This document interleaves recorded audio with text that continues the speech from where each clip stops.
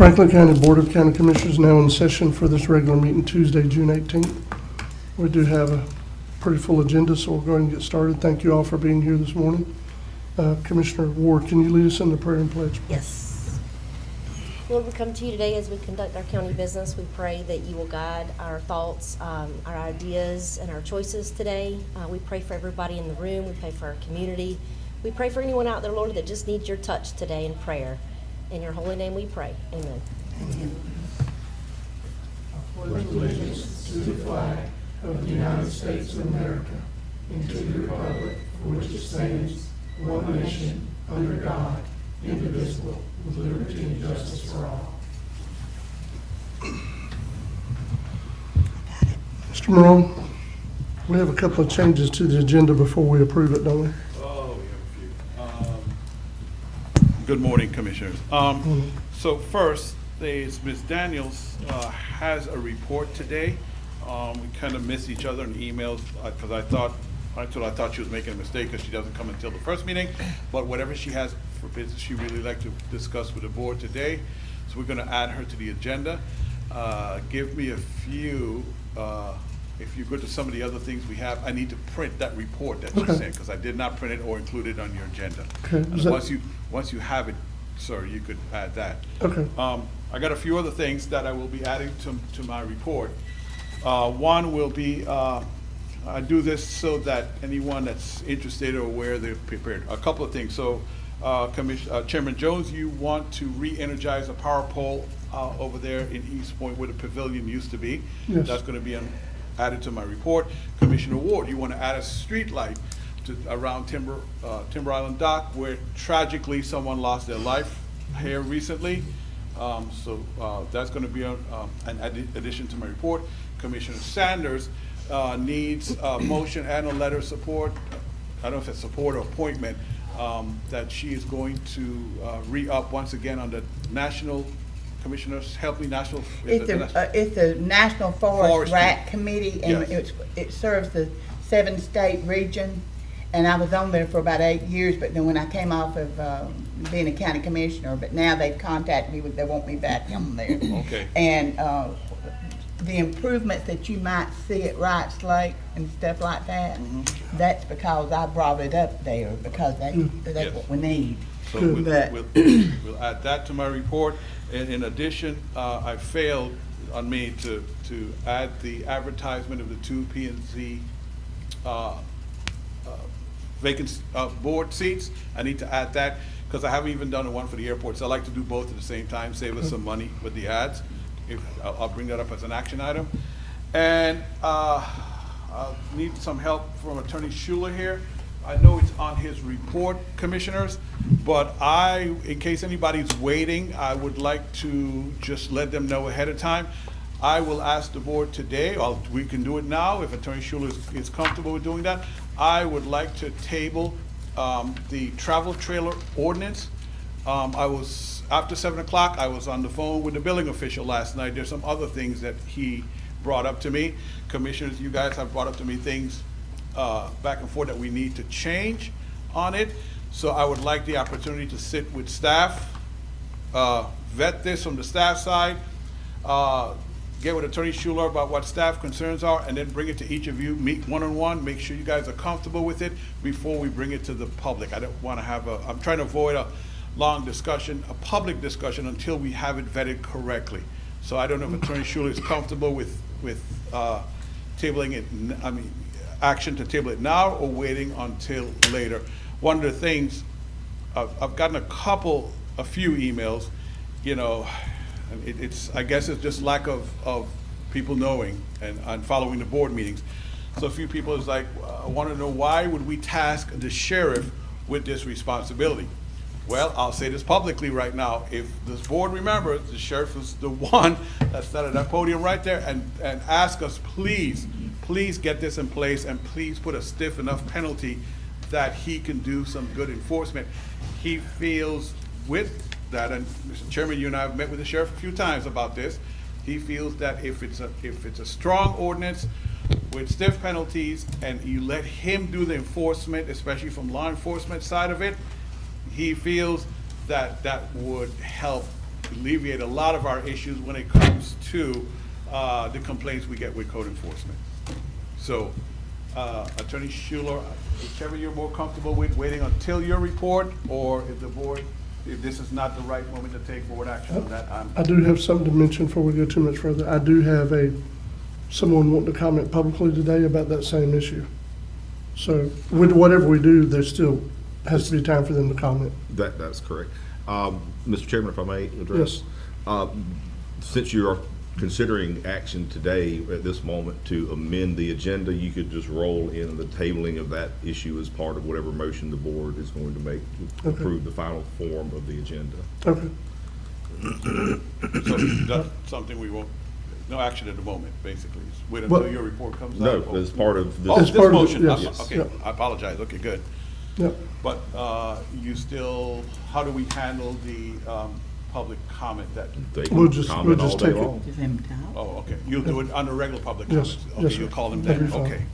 Mr. Fine. Chairman, I've got something too, Mr. Morone, not to interrupt. But also in addition to the power pole over Yes. at Timber Island, Uh-huh. I also spoke with Howard Neighbors, our road department superintendent, about some signage. We already have signage, but to me, more signage, the better. One of which is reflective signage.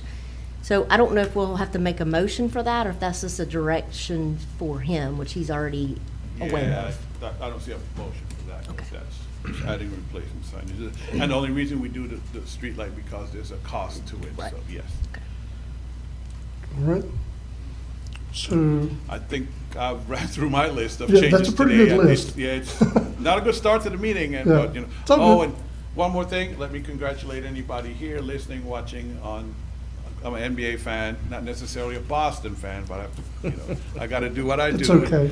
Yes, I know you are, Mr. Chairman, so I'd like to congratulate anybody that, you know, was a big Boston fan. It's been a few years, so, yeah. All right, I think that's it for me. yes, sir. I wish Miss Bev Hewitt was here. We could still talk about it. Oh, That's where she was from, so she was definitely a Boston fan. okay. Do I have a motion to approve the agenda with the amendments we've discussed? So moved. All right. Second. We have a motion to approve by Commissioner Amison, second by Commissioner Sanders. Any discussion? All in favor? Aye. Any opposed? That's unanimous. All right, and then next is approval of minutes, payment of county bills. So move. All right, we have a motion to approve by Commissioner Ward, second by Commissioner Amison. Any discussion, Commissioner? All in favor? Aye. Any opposed? That's also unanimous. All right, up next is public comments. Mr. Mason Bean, your name was on top, sir. Mason Bain, St. George Island. Good morning. Just a quick endorsement of Amy Hodson and Krista Miller for a TDC board. Hope two smart, sharp ladies, and excited about with the hopes of serving. In regards to 841 West Bayshore, I hope you'll continue to pursue that and not just allow it because that's the way it's always been done. I hope you're not intimidated by a lawsuit. You're the gatekeepers of this place, and there's a law that's already on the books, and there's some things that are worth fighting for. So, thank you. Thank you, Mr. Mason. Yes. Mr. Chairman, I have a couple that sent in that I didn't print. Do you want to do? We can try. Are they attending by Zoom? I don't know, sir. That's the issue, so. Well, the first one I see on here is Sharon Mathewson. Is that someone's, is that a raised hand? No, the raised hand is Mr. Randy Taylor. I don't think he sent in a speaker card, so, All I see are these other two. yeah, it's two there. There's Mr., But now this is for, I'm sorry, this is for a specific agenda item. oh, didn't open the email. Yes, it is. Okay, so those could wait, and I'll print them out and have them ready for you. Yes, they look like they're for that specific item, Okay, thank you. both of them, so we can print them out and address them when we get to them. Susan Lynn, maybe that's also by Zoom. I do have a card filled out. Yeah, is it, their phone number on the card by chance? No? Ends in 9209. I don't have that. Ms. Lynn, if you're attending, would you raise your hand on either your phone? That's the one that was about the RV Yeah. thing, so maybe they're thinking it's gonna be later in the meeting, Michael. Okay, well, when it comes, Attorney Schuler, We'll just come back to it. Okay, all right, sir. All right. Mr. Evan Blythe, ARPC, here for an update. Good morning. Morning, how are y'all? Doing well. I'll try to be as concise as our buddy here. That was awesome. You're good. The Franklin 98 Living Shoreline project is going great. We just applied for an extension of grant funding from the National Coastal Resilience Fund. It's those federal dollars through the National Fish and Wildlife. We've outlined 4 sites. The C30A area back behind the airport that's washing out, the East Point breakwater spill area that you guys have. There's a group of landowners east of Yent Bayou by Smith Beach that are interested in having a living shoreline, and then some folks on the backside of St. George Island. So we're applying for design and permitting for these, and then construction dollars would be another application. We're asking for a letter of support from the county. It's kind of continuation of the Franklin 98 Living Shoreline project. So that's where we're at right now, and I can send Mr. Michael some language and let him know kind of what we're looking for our application that's due July 2nd. Okay. Anyone have any questions, Mr. Evan? All right. And then you were looking for a letter of support today, correct? Yes, sir. Okay. All right. Pleasure of the board. We have a motion to approve by Commissioner Amison, Second. second by Commissioner Ward. Any discussion, Commissioners? All in favor? Aye. Any opposed? That's a 4-0 vote. Anything Thank you, else? sir. No, sir. Thank you. Have a good one, We y'all. appreciate it. All right. Mr. John Solomon, TDC Administrator.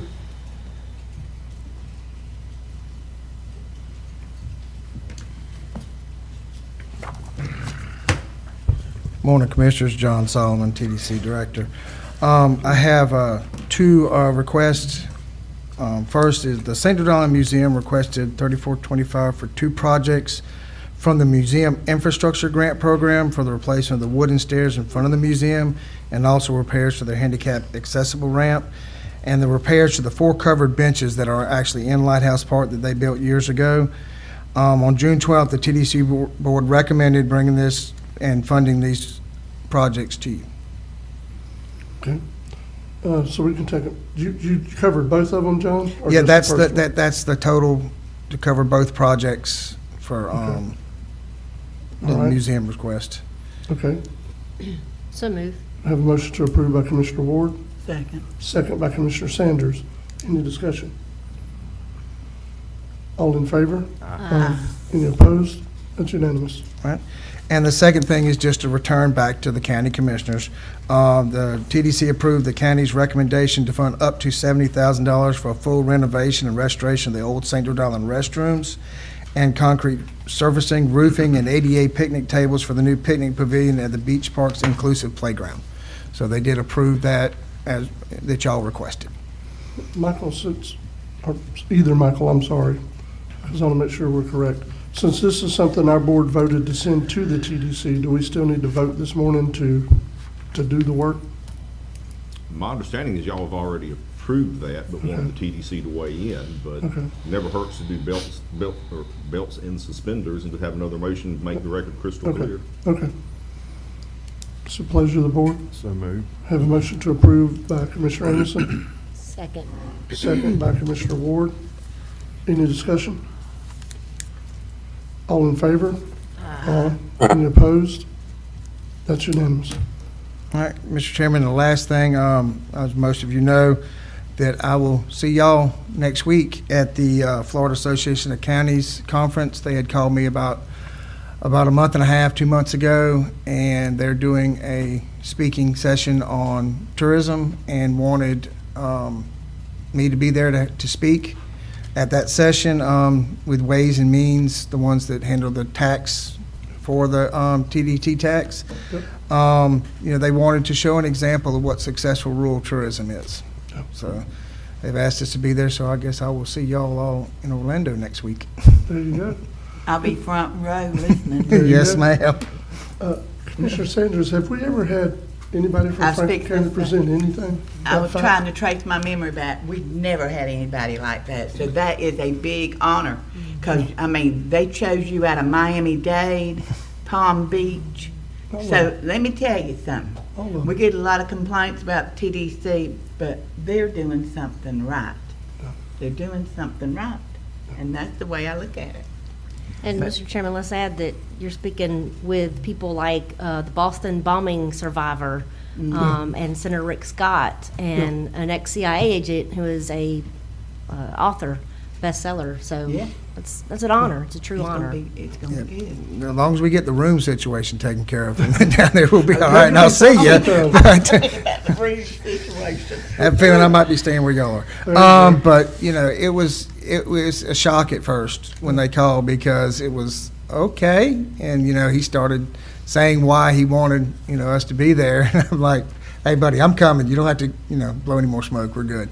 So, but I think it's a great opportunity for, you know, Franklin County to be able to demonstrate, you know, what it is to be successful in tourism and show other commissioners in the state that this is a positive thing. It is positive. What it brings to our community. It's not just collections. That's a minor part considering the money and the jobs that tourism provides in the county, so. And Mr. Chairman, thanks for the challenge coins. We've got some new logo challenge coins, and logo was made by, or helped to be made by Mr. Donnie Gay, a local. So where can our community get these challenge coins if they're collectors? Can you? They Can they can get reach 'em? out to Miss Deb at the TDC if they need to. We have a limited amount because budget restraints, but we do have some, yes. Thank you. Mr. Chairman, I just want to say something because you hear so much negative stuff going around. I'm so proud of Franklin County because we are known across the state now. When I came on as a commissioner in 1998, nobody knew who little old Franklin County was. But we have excelled to make sure that, not to sell Franklin County because Franklin County don't need to be sold. You know, it speaks for itself. But then to see Commissioner Jones, but I served on the FACT committee for many years. Commissioner Jones has served. Now Commissioner Ward is serving. That says a lot. You're talking about not very many commissioners serves on the FACT board. So out of 67 counties, we've had a presence there for the last 20-something years. So that says a lot. It's a big deal. When he was talking to me, he was playing it up pretty hard about how big of a conference it is and how much education there is in it. So, Huge. Yeah. It's all 67 counties, it's huge. yeah. Yeah, Commissioner, thank you for mentioning that. We actually, I tried last year to get off of the FACT Board of Directors. And so Commissioner Ward, we want you to, you know, we'll get you elected, we want you to What serve. do I do? What do I do? Because it is a Senate district, so it's 13 counties. It's Senator Simon's district. And then before the end of the week, the president of FACT said, I want you to be at large. So we actually have 2 serving on the FACT board. You know what I mean? That's a statewide thing.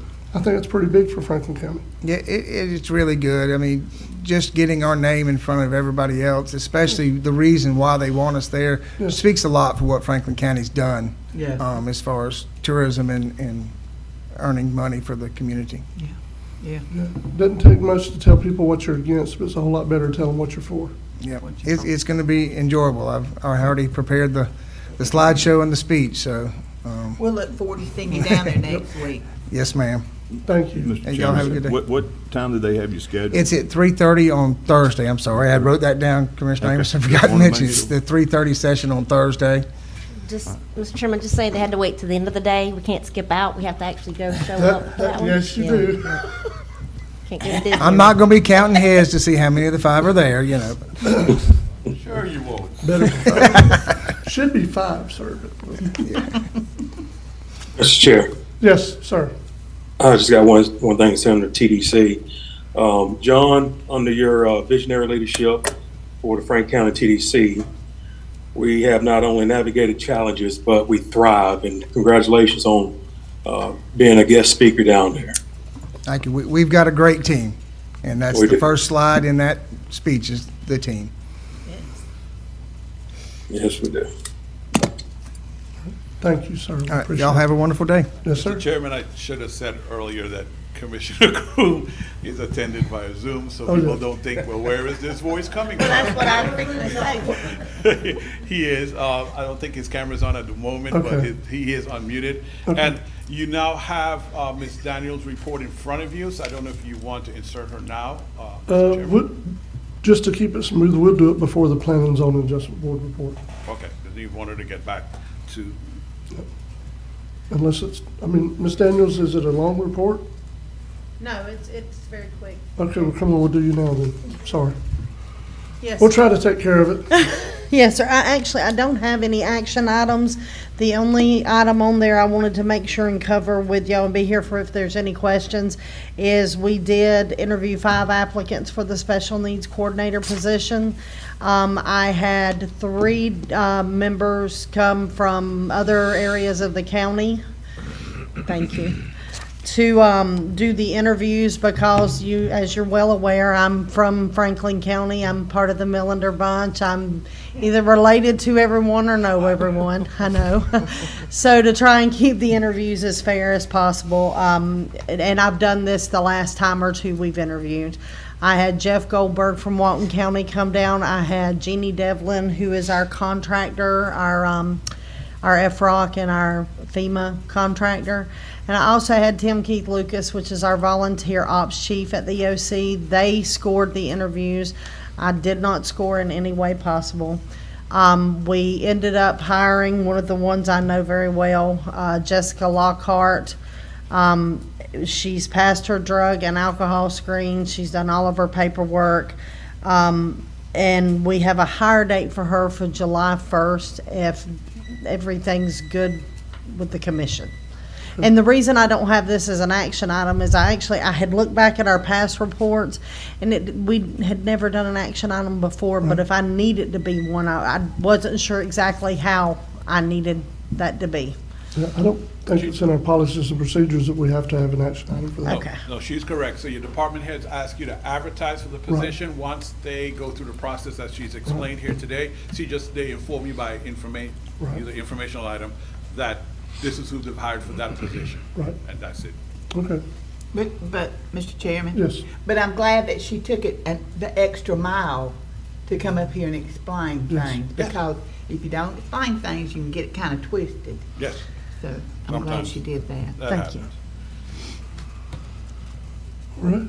Yeah, Miss Jennifer, Yes, sir. being from Carabel and having an M on your last name, you're probably kin to people that are in Carabel. Yes, sir. That's a big initial for a last name in Carabel. Yes, sir. And we understand that. Thank But I do echo what Commissioner Sanders said. Thank you for not only going the extra mile, but making sure you come and explain it publicly Yes, so sir. that everyone's aware of the procedures that you enacted are held to hire this position. Yes, sir. Thank you. We do appreciate that. Thank you. I have one last thing I would just like to announce real quick, and I'm sorry it's not on my board report. Please forgive me. It's just a little advertisement more than anything. We are putting these little stickers out all throughout Franklin County. The QR code on the front, if you scan the QR code, it takes you straight to our Alert Franklin sign-up page. We are trying to put them in businesses everywhere. I know I've already hit you up. Again, we have gotten a lot of them out so far, but I'm still trying to get even more out. We're wanting them everywhere with us going into storm season, and as everyone can already see, it looks like it's going to be a busy one. We want everyone to be able to get the alerts and know what they need to know as quickly as we can get it out to them. So Alert Franklin's our best way of doing that. And these, I've even been putting them on with business owners' permissions on gas pumps and any cash registers anywhere I can find to put them. So, yes, sir. I will take the time while you're here to remind everybody to search up and find your entry tags. They don't expire.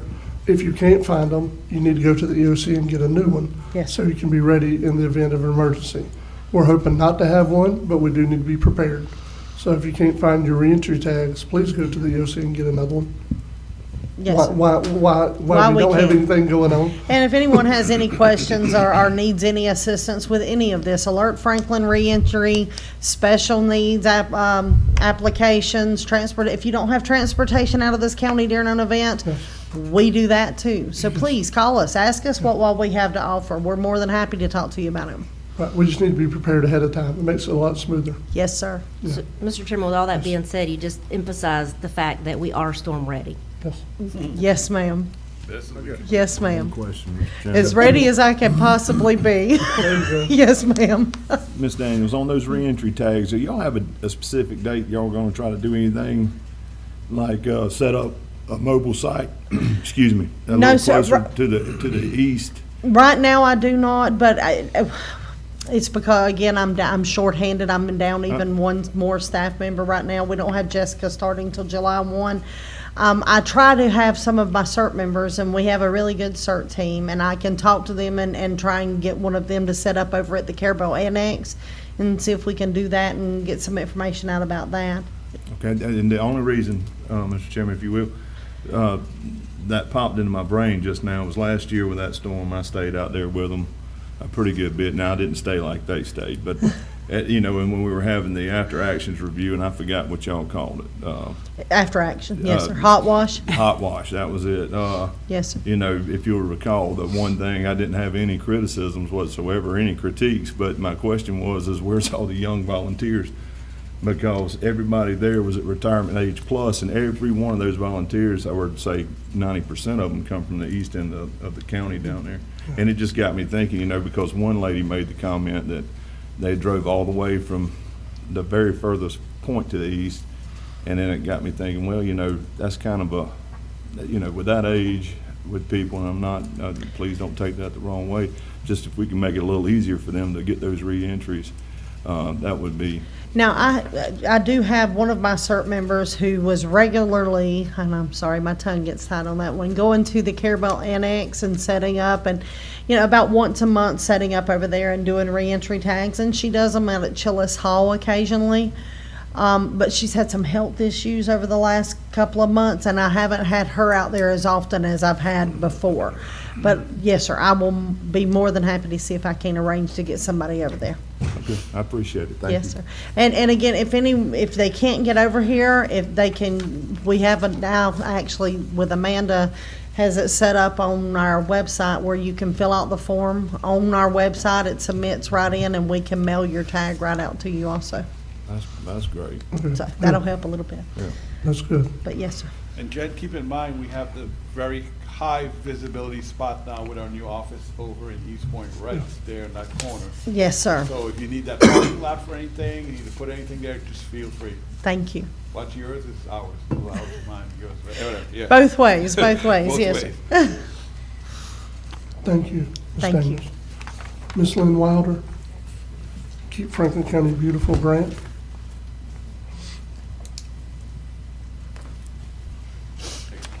Good morning. Morning. Thanks for letting me come and present. Yes. Yeah, do you mind? Okay. I'm just here today to present real briefly and to make a request. So one of the things that Keep Franklin County Beautiful is trying to do, you know about our aluminum recycling. Our next one is going to be glass, and it would be glass to sand. There's been, I guess, many other places like New Orleans is doing it. Flagler County, private businesses are doing it. Basically taking glass, beer bottles, whatever, and putting it in a machine, and sand comes out the other end. Sand can be used for things like asphalt, road construction, sandbags, beach restoration, soil amendments, and concrete blocks and pavers. So you can actually make money off of the product. So our concept is to start small. They have machines, the ones we're looking at, to pilot something at a local bar, because they have a lot of glass beer bottles. Use it at different events around the county to kind of show it off, maybe, and get some donations. And then if it catches on, or when it catches on, to either expand to a larger unit or buy multiple smaller units. Each unit costs about $10,000, the small ones. Probably the extra equipment that you need to run it is about $3,000, and then maintenance is about $2,000. And I've got the next slide that just shows the size of the machine. So it's pretty small, and it's actually fairly quiet. And you can see in the 5-gallon bucket, that's the sand, and it actually is sand. You can use it like sand. Next slide. Can you hit the demo? There should be a, if you can click on the demo, there should be a link just to show you. I mean, maybe this is too much show and tell. No, there's no audio. I didn't click for audio. That's okay. Good. It's see how quiet it is? That's a good one. So I mean, where's my stats here? The whole thing weighs about 264 pounds. The bin size is 5 gallons, 85 pounds when full. And that's about 160 beer bottles that goes into one. So that's about 27 six-packs, just for some interesting facts. So, and the next size up you can see is more of a one that maybe the county could purchase at some point, or we could help the county purchase. And that would be something that would be, once we start collecting bottles as part of a real recycling program. Next.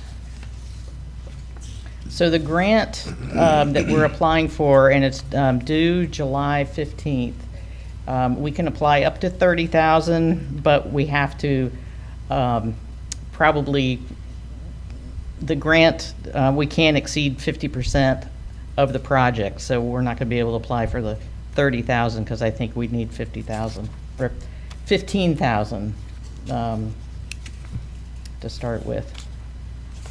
I'm not sure if we're going to get this because it sounds like they want programs where you collect glass bottles and you send it back to the bottling company. So they're not looking to destroy the glass into sand, but who knows? So our ask for the county, the Board of County Commissioners, is a letter of support saying, we think this is an idea that we can get behind. Maybe some in-kind support, like helping us transport sand if we get a lot of it, help at events possibly, and then uses for products. So if you guys want to make sandbags, if you know of things that it can be used for, I mean, we're not going to use all the sand or start selling it for the nonprofit. And I just to give you some perspective, I asked Fonda, and I want to thank Fonda, by the way, he's been very helpful, to take a load of garbage up to Jackson County, which is, 80 miles away? It's $385 per load and a $30 tipping fee. So we can save a lot of, of our volume and our weight of things that do go to a landfill that should go to a landfill by recycling it here. And, glass is sand, so you make bottles out of sand. So we're just turning it back into what it was to begin with.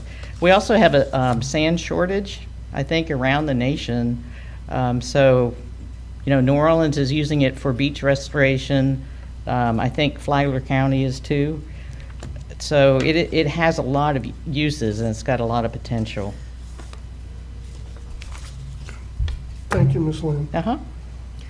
Any questions? Go ahead, Commissioner. No, Mr. Chairman, I was just going to say, this is a pretty neat idea, and I'm sure that obviously starting out small is good. And Ms. Lynn and I met couple weeks back to discuss this, and I said, well, but sounds like me, you just need to come before the board and let everybody be aware of what the plan is. But she's trying to apply for this grant, so she's trying to help the situation.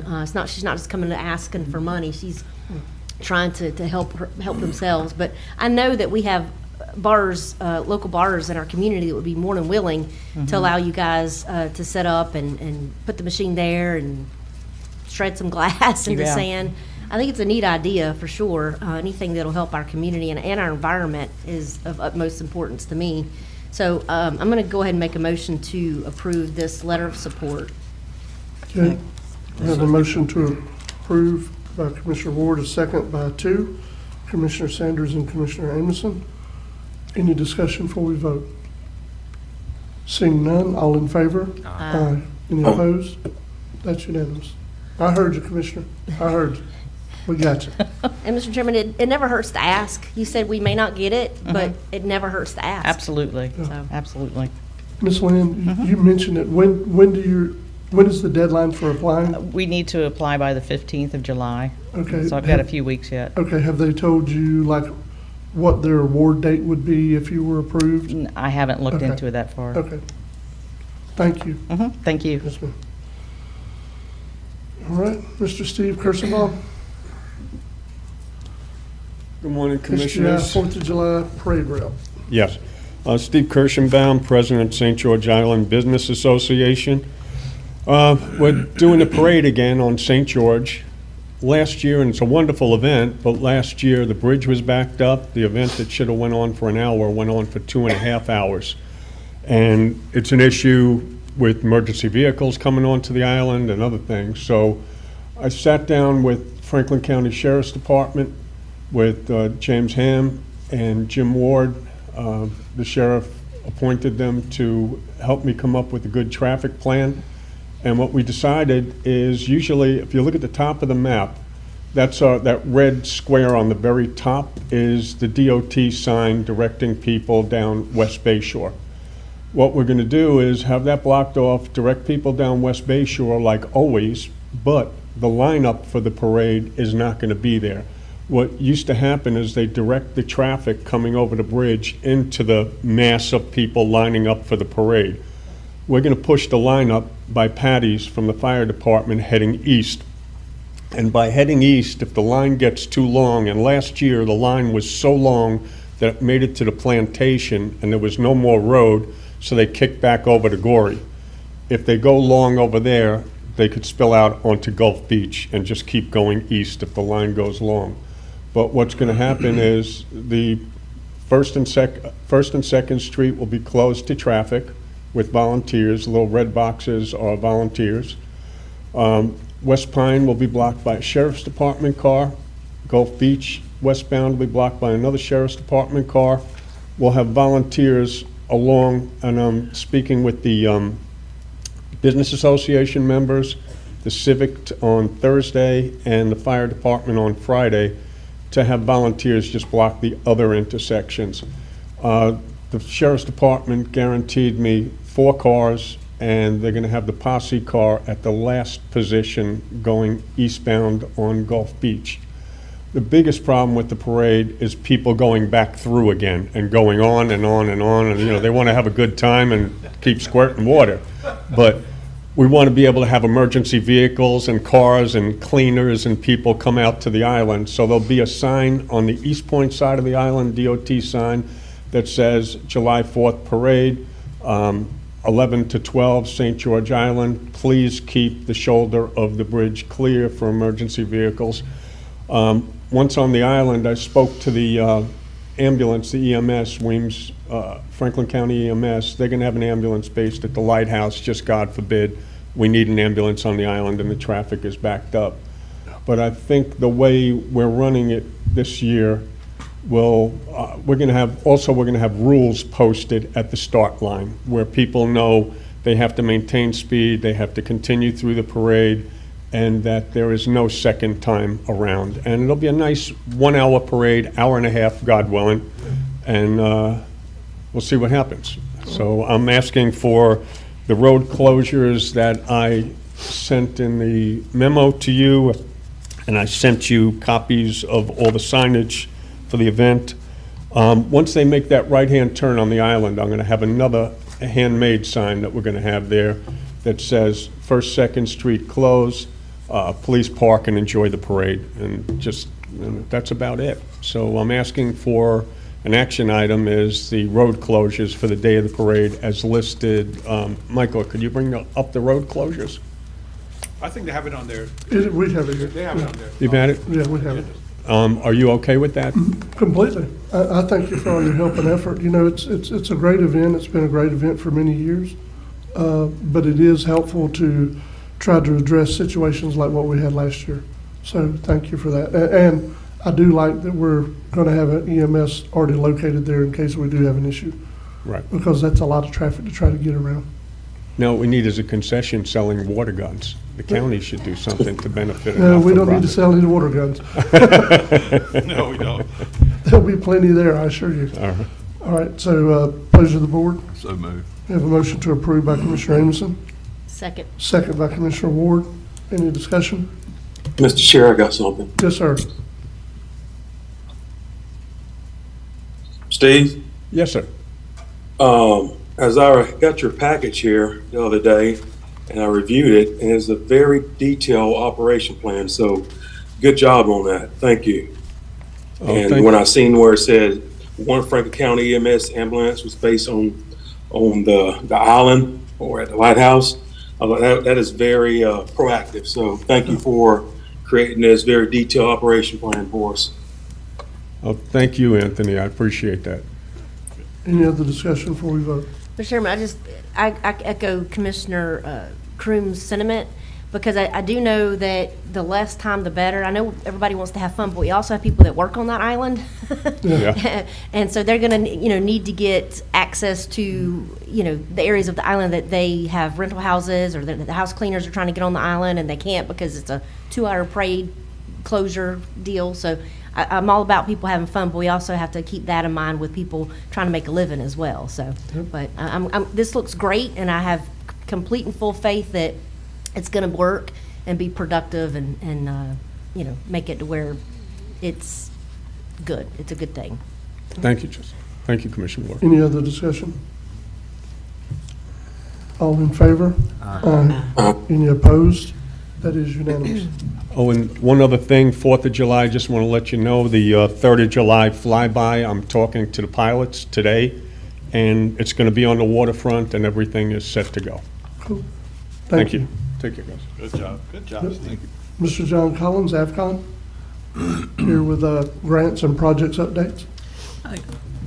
Good morning, Commissioners. Morning. Yeah, I appreciate your time today, and really, I just want to come there. There's a lot, as you're aware, there's a lot happening at the airport right now. As far, we have 8 different grants that are currently either in the initial phases or wrapping up construction. So I just wanted to provide an update today. I'm not asking for any approvals or proposals today, but simply here to answer questions that you might have on these projects. And we certainly enjoyed working with Steve and the AOED on making sure that what's happening at the airport is following the county's priorities, and work with Michael, of course, and yourselves. So I certainly do appreciate that teamwork that we have out there. So again, as I mentioned, there's eight ongoing projects at the airport. The first one is the brand new fuel farm. It was a Triumph funded project. The whole goal there was they wanted to provide resiliency for the airport. So when there is a hurricane and you have the response, like I know after Hurricane Michael, the airport is full of power companies. Coast Guard was there. There's huge response. There's a focus there. And so we wanted, Triumph supported a new fuel farm to make sure that we had fuel to provide, the Coast Guard helicopters, anybody else. And so with this new fuel farm, what they required is that you provide a backup generator with it. So this new fuel farm will have a fully equipped generator to make sure this thing can run for 3 days in the event of a power outage.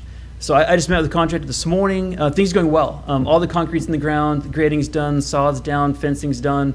On August 18th, the actual tanks themselves are arriving on site. So once those arrive, then they'll get all the fuel systems set up. So we're looking at probably a September completion date for the project. And so really at this point, things seem to be going smooth, and we'll let you know when the project's ready for final acceptance. Good. Next, I'm sure another project you've probably seen out there if you've driven by the airport is it's an obstruction removal project. As you're aware, as an airport, we're responsible for maintaining. You've got approach surfaces that we have to make sure are clear for the runways, and there was quite a few of those surfaces that we had trees sticking up into them, and so the contractor was awarded a project. It's fully funded by both the FAA and the FDOT, and is clearing about 60.3 acres of trees, which is a lot. They've been clearing for about 2 months now. They're about halfway through, and so which is actually exciting because on some roads now you can actually see the main part of the airport from a couple of roads that you weren't able to see onto the airport before. So I think it's providing some additional visibility for the residents where they can really see what's happening at the airport. Thirdly, there is a stormwater improvements project. This is a project that really came up because there's a bunch of stormwater inlets on the west side of the airport that are collapsing. And there's actually one inlet that is in a taxi lane to get to one of the hangars that is really not safe for aircraft to taxi over it right now. So we do have a FDOT grant to repair all those inlets, replace the pavement around them, and really bring those back to safe condition so the pilots can navigate to wherever they're trying to go. So we've actually already received bids on that project, and I have the recommendation of award on my desk right now, so I'll provide that to Michael. And so the recommendation of award to the contractor will be at your next meeting here in about 2 weeks. So those are really the three ongoing construction projects. We do have a few projects that are either we're really kind of developing the bid documents for right now. The first one is a really important one, is a roof upgrades for the FBO hangar building. Initially, the grant was set up to replace the entire hangar roof. But when we actually started talking to contractors, we realized the budget wasn't enough to replace the hangar roof. And actually talking to your interim airport manager and talking to Centric, it became clear that the leak issues, there's been some significant leaks out there. Most of them are focused over the actually Centric, the office area with the lobby and the kind of welcome area and the offices. That's really where all the leaking is happening. And so we talked to the FDOT, and they've agreed to allow the county to use that money to go ahead and completely replace the roof over the kind of the office area on the corner. And then also there's this kind of L-shaped storage area on the opposite corner of the hangar where the FDOT said, yes, that's all compliant with the grant, you can go ahead and do that. So we're finalizing those bid documents right now. We hope in the next 30 days to coordinate those documents with both the AOED and the county and issue those for bid. So we're hopefully in the next 90 days, we could actually have a contractor on site, because I know that's been a big concern of Centric, is making sure they have a facility that's not leaking, they can provide good customer service to the users there at the airport. Good. Second project, which is one that we really we're focused on right now, is initially the FDOT provided a grant to replace. You've got the electrical vaults at the airport that provides all the power for your runway lighting, your taxiway lighting. It really is your heart of the airport there.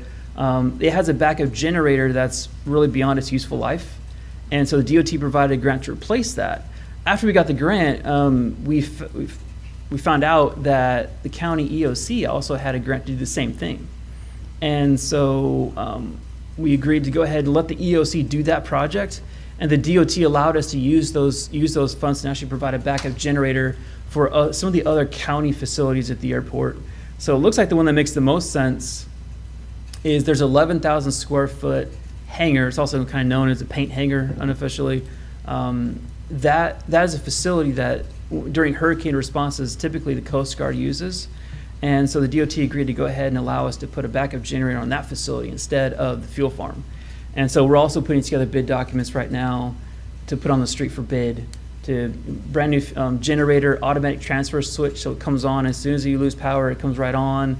The full system there, tying everything into the building. So that's another one where I would say within the next 60 days we'll be able to have bid documents on the street to get bids on doing that work over there too. So I think that's just going to help go along with the fuel farm as far as resiliency during storms. We need to make sure that our public safety can get in there and use the facility, use the airport when there's no power in the area. Sixth, as you know, last year, the FAA invested about $1.3 million in the airport to rehabilitate your concrete apron that you have out there. If you've been out there, there's a massive amount of concrete pavement that was constructed during World War II, and it's not one of those fun things that we have to do as an airport. We have to maintain that. We have to remove all the joint seals and replace those, replace broken slabs, cracked slabs, stuff like that. And so the FDOT provided one last slug of money to continue the work that we started last year, kind of around the corner of the apron down towards the T-hanger area.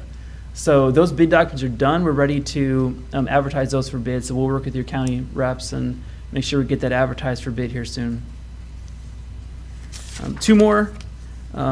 Really, I say this is probably my favorite. The West Hangar development. As you know, there's a 6-acre area in the main part of the airport where we're going to be developing 4 new T-hanger rows.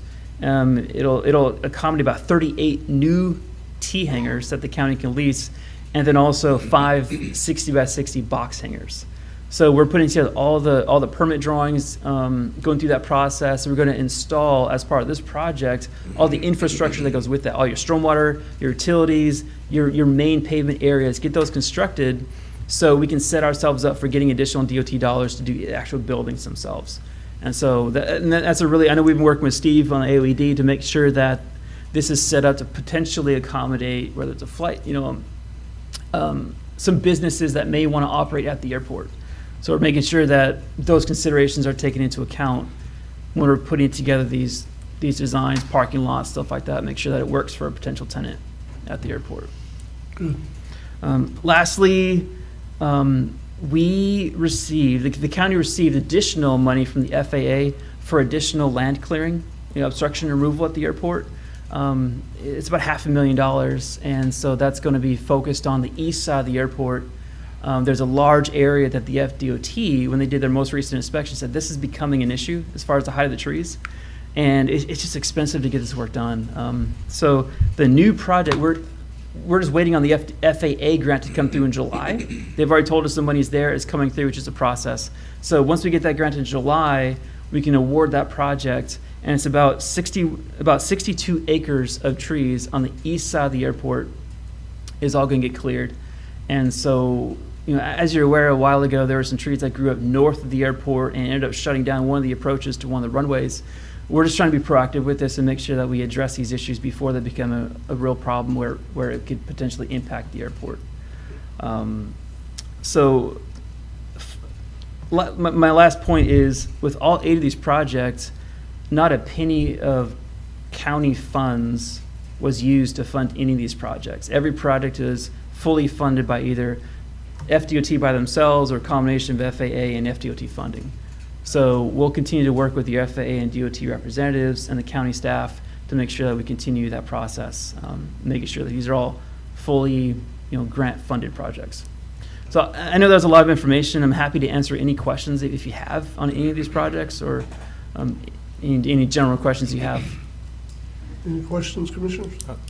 Yes, Mr. Chairman, I have a question on that last one, that additional land clearing east. Yes, sir. You're talking about in between Powell Rivers Road and 1836? That is, yes, sir, that's correct. It's is really. That gonna be, that acreage, is that just that, I mean, I've seen the map before. Is that just for like a little strip, excuse me, along there? Is that gonna be all the way a total clearing? Yeah. Like we've been, which that's 64 acres.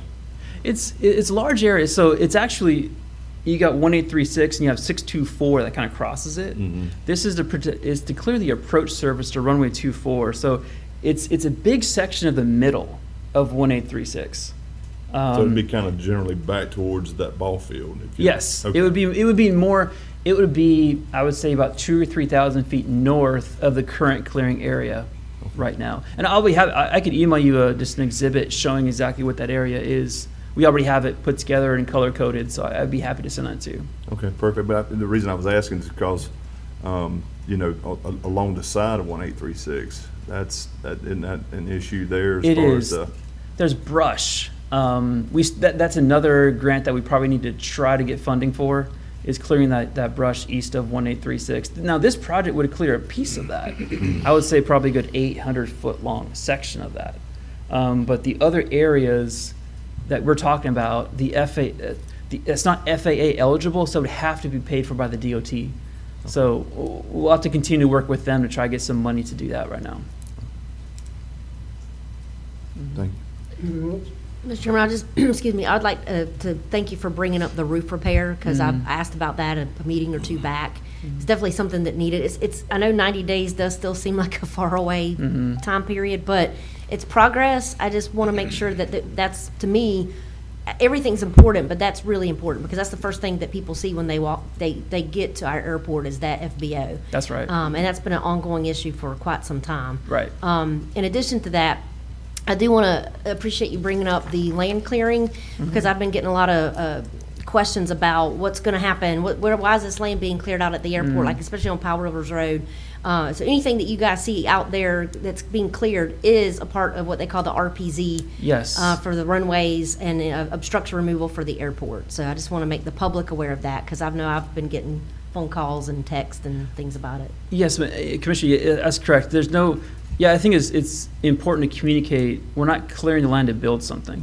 Those are it's under the approach surface. You have to keep those clear to make sure the aircraft can land properly at the airport. I was out there this morning looking at them, and there's no plan to develop those.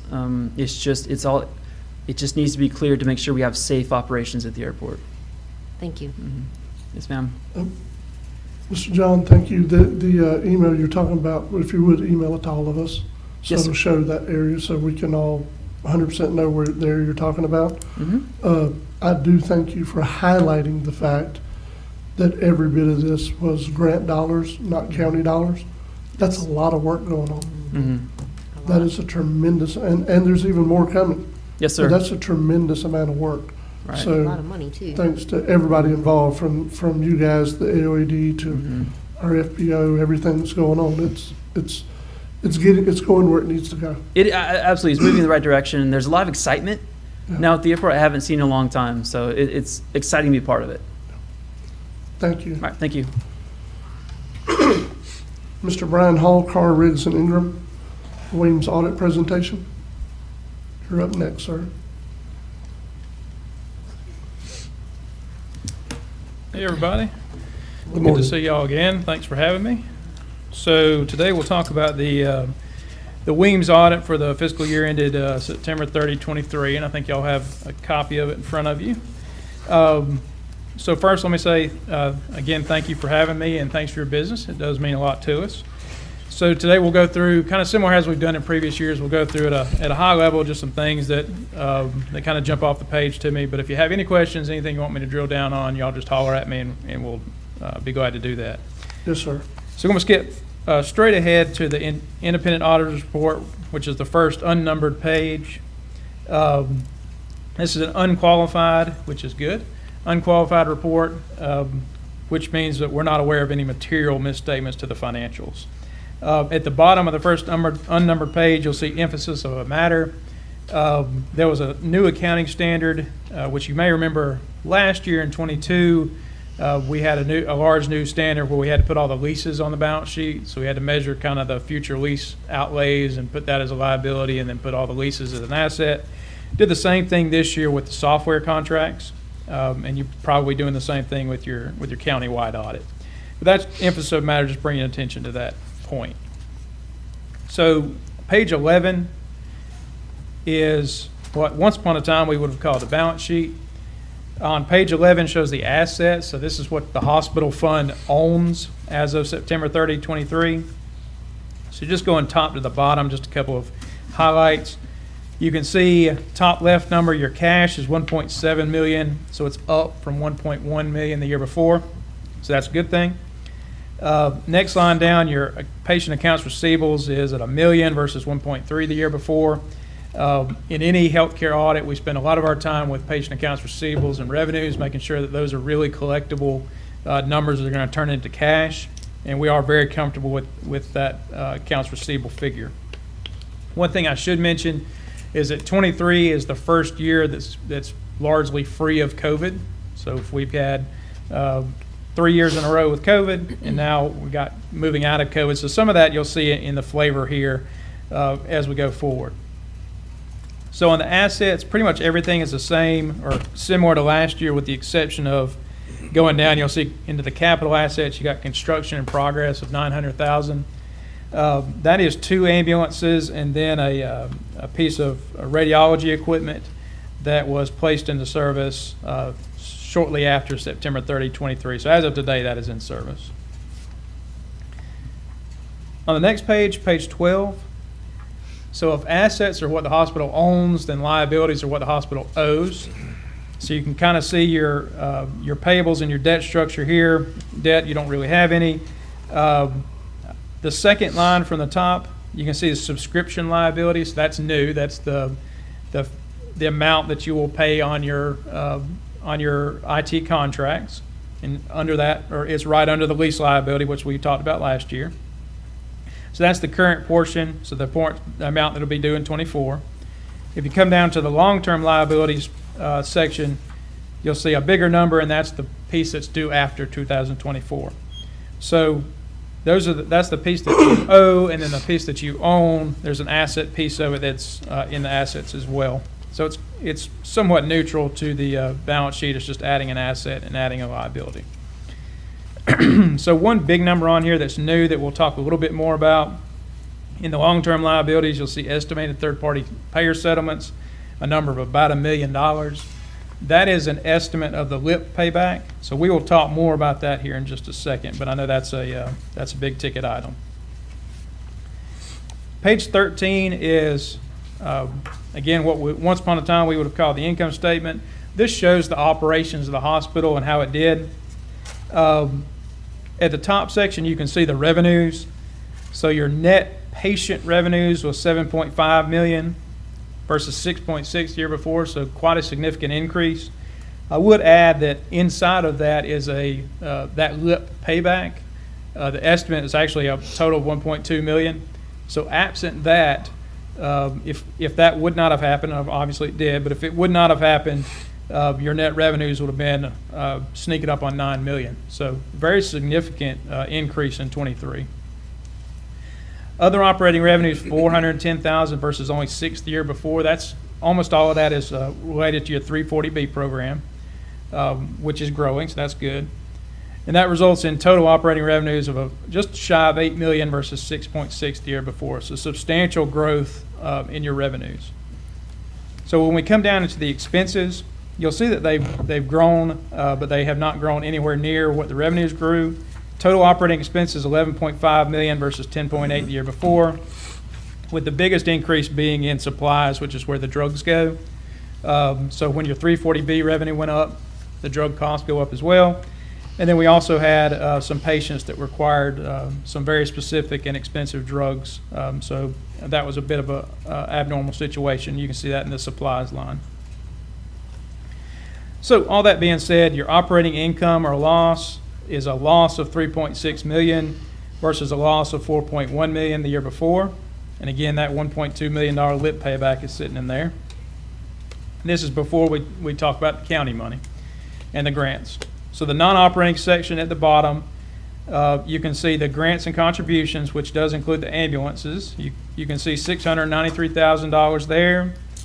And then when you come down to the transfers in line, that's the county money. So it's 4 numbers from the bottom. You can see the county money of $2.6 million, pretty flat, almost the same number from previous year. So all in, it would be the third line from the bottom. We had a decrease in net position of $117,000, so close to break even. And then the year before, we had a loss of $1 million. So had we not had that LIP surprise, which we'll talk more about, the hospital all in, including the county money and grants, actually would have been profitable in 23, that's good. Page 14,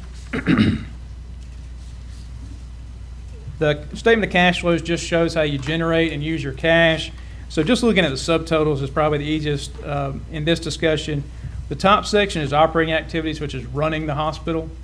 So you want that subtotal there to be obviously as high as you can get it. The 1.6 million negative, that means it costs $1.6 million to run the hospital in '23. The year before, it cost $4.1 million. So substantial improvement, but it's still obviously negative. The next section is where the county funds flow through, so you can see a large positive there. That's the county funds flowing through. And then the financing section shows the purchase of capital assets and other things, so you can show a negative. And when you add all that up, the third line from the bottom on that page, you can see your cash going from 1.1 million coming into 23 and coming out of 23, 1.7. So we put more $600,000 almost more cash in the bank. So I'm going to skip ahead to page 17 and 18. A lot of numbers on here, and I won't really go through all these. But this just shows you the similar to the lease standard the year before, the IT standard, the subscription standard required us to restate, to change the numbers for 22. Nobody did anything wrong. This is just how the statement is applied. So you can see on the left column, as previously reported, that's what the number would have shown when I met with y'all last year. And then on the right column, that's what it shows now. So when we adopt the lease standard, we do it retroactively to the year before, just like we did the leases. All right. Page 28, so skipping ahead a little bit. So note 4 at the top of page 28 shows basically who owes the hospital money at the end of September. And you can kind of see the makeup of it. One thing is you'll see that Medicare balance is quite smaller than it was the year before, $300,000 versus $900,000. That is very similar to what I'm seeing with all my hospitals, in that, COVID was mostly affected the elderly population. Most of the elderly population has Medicare. So we're seeing that balances come down and being replaced by commercial insurance and patients. So you can kind of see the makeup of the accounts receivable and then the reserves that we have on it and the net. And again, we're very comfortable that patient accounts receivable will materially, in fact, already has proven out into cash this year in '24. And then note 5, capital assets. This just shows you kind of the roll forward of the assets. The big number there in the additions column, again, that construction in progress, that's the 2 ambulances and the radiology equipment that was placed into service at the end of calendar '23, but it was after September 30th.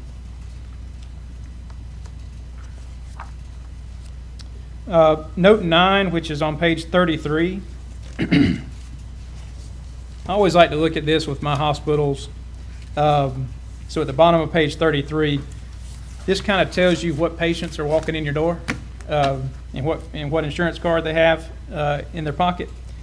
So you can see for the hospital, our Medicare is about 25%. It's actually gone up a little bit, but relatively consistent. So we're about a quarter of our patient population is Medicare.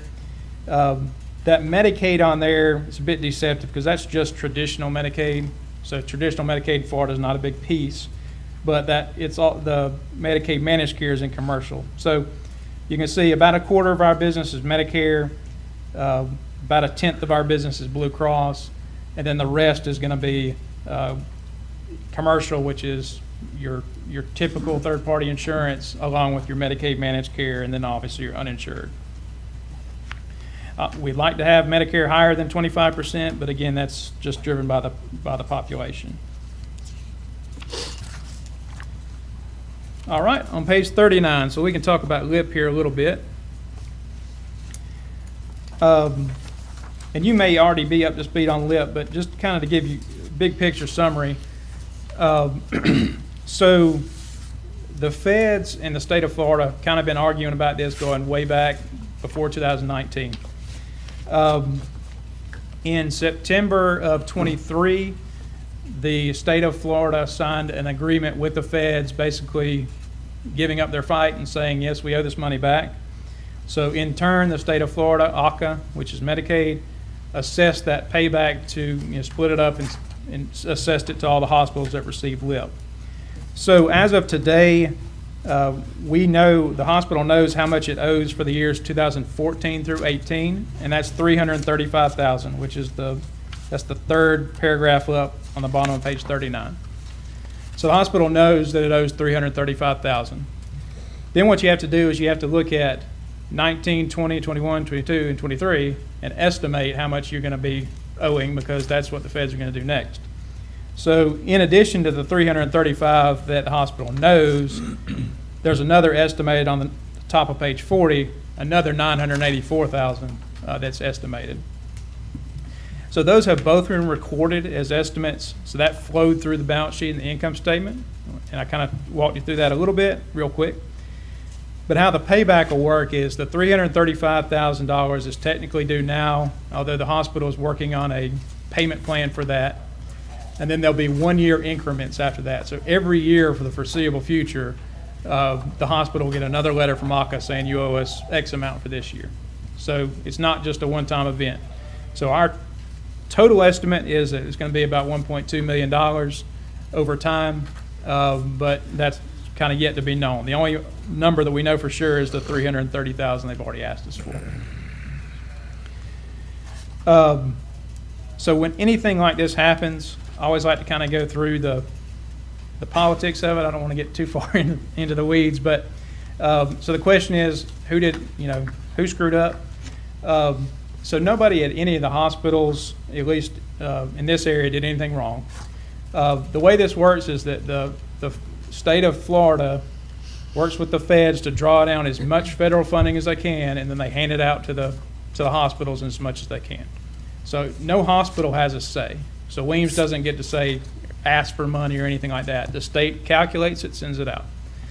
And so the state was paying hospitals more than they were federally entitled to. They agreed with the feds years after the fact that, yes, we were paying too much, now we got to give it back. So now the state has gone back to the hospitals and say, okay, well, we gave you too much, now you got to give us back. So that's kind of how that worked. Nothing the hospital did wrong, nothing the hospital could have done any different.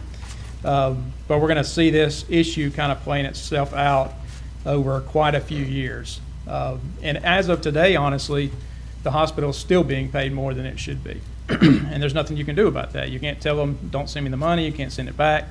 So the hospital's still getting paid a little more than it should be, but over time that'll iron itself out, because the state's going to start paying less in addition to asking for that money back. So this is just one of the weird things that we deal with in the hospital world. I know that's complicated. But if anybody has any questions or want to talk more about LIP, we can certainly do that before I wrap up. Hopefully that made a little bit of sense. It did. All right. So we'll move quickly here. So on page 44, so on the internal control report, we've got 3 findings here. 2 of them are repeats. So the way Florida makes us do it, probably similar to your audit as a county as well, is once you have a finding, you have to keep showing it until it's cleared.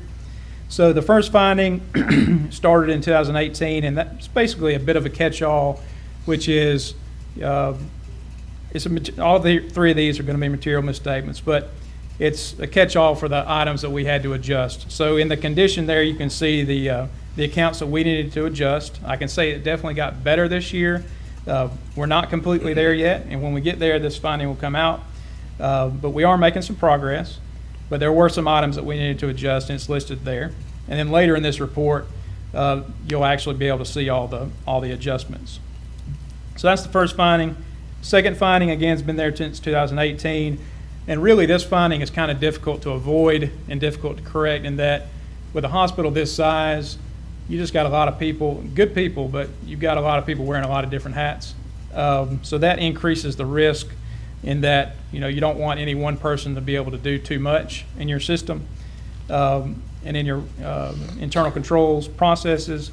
So that's there, and that's honestly probably going to remain.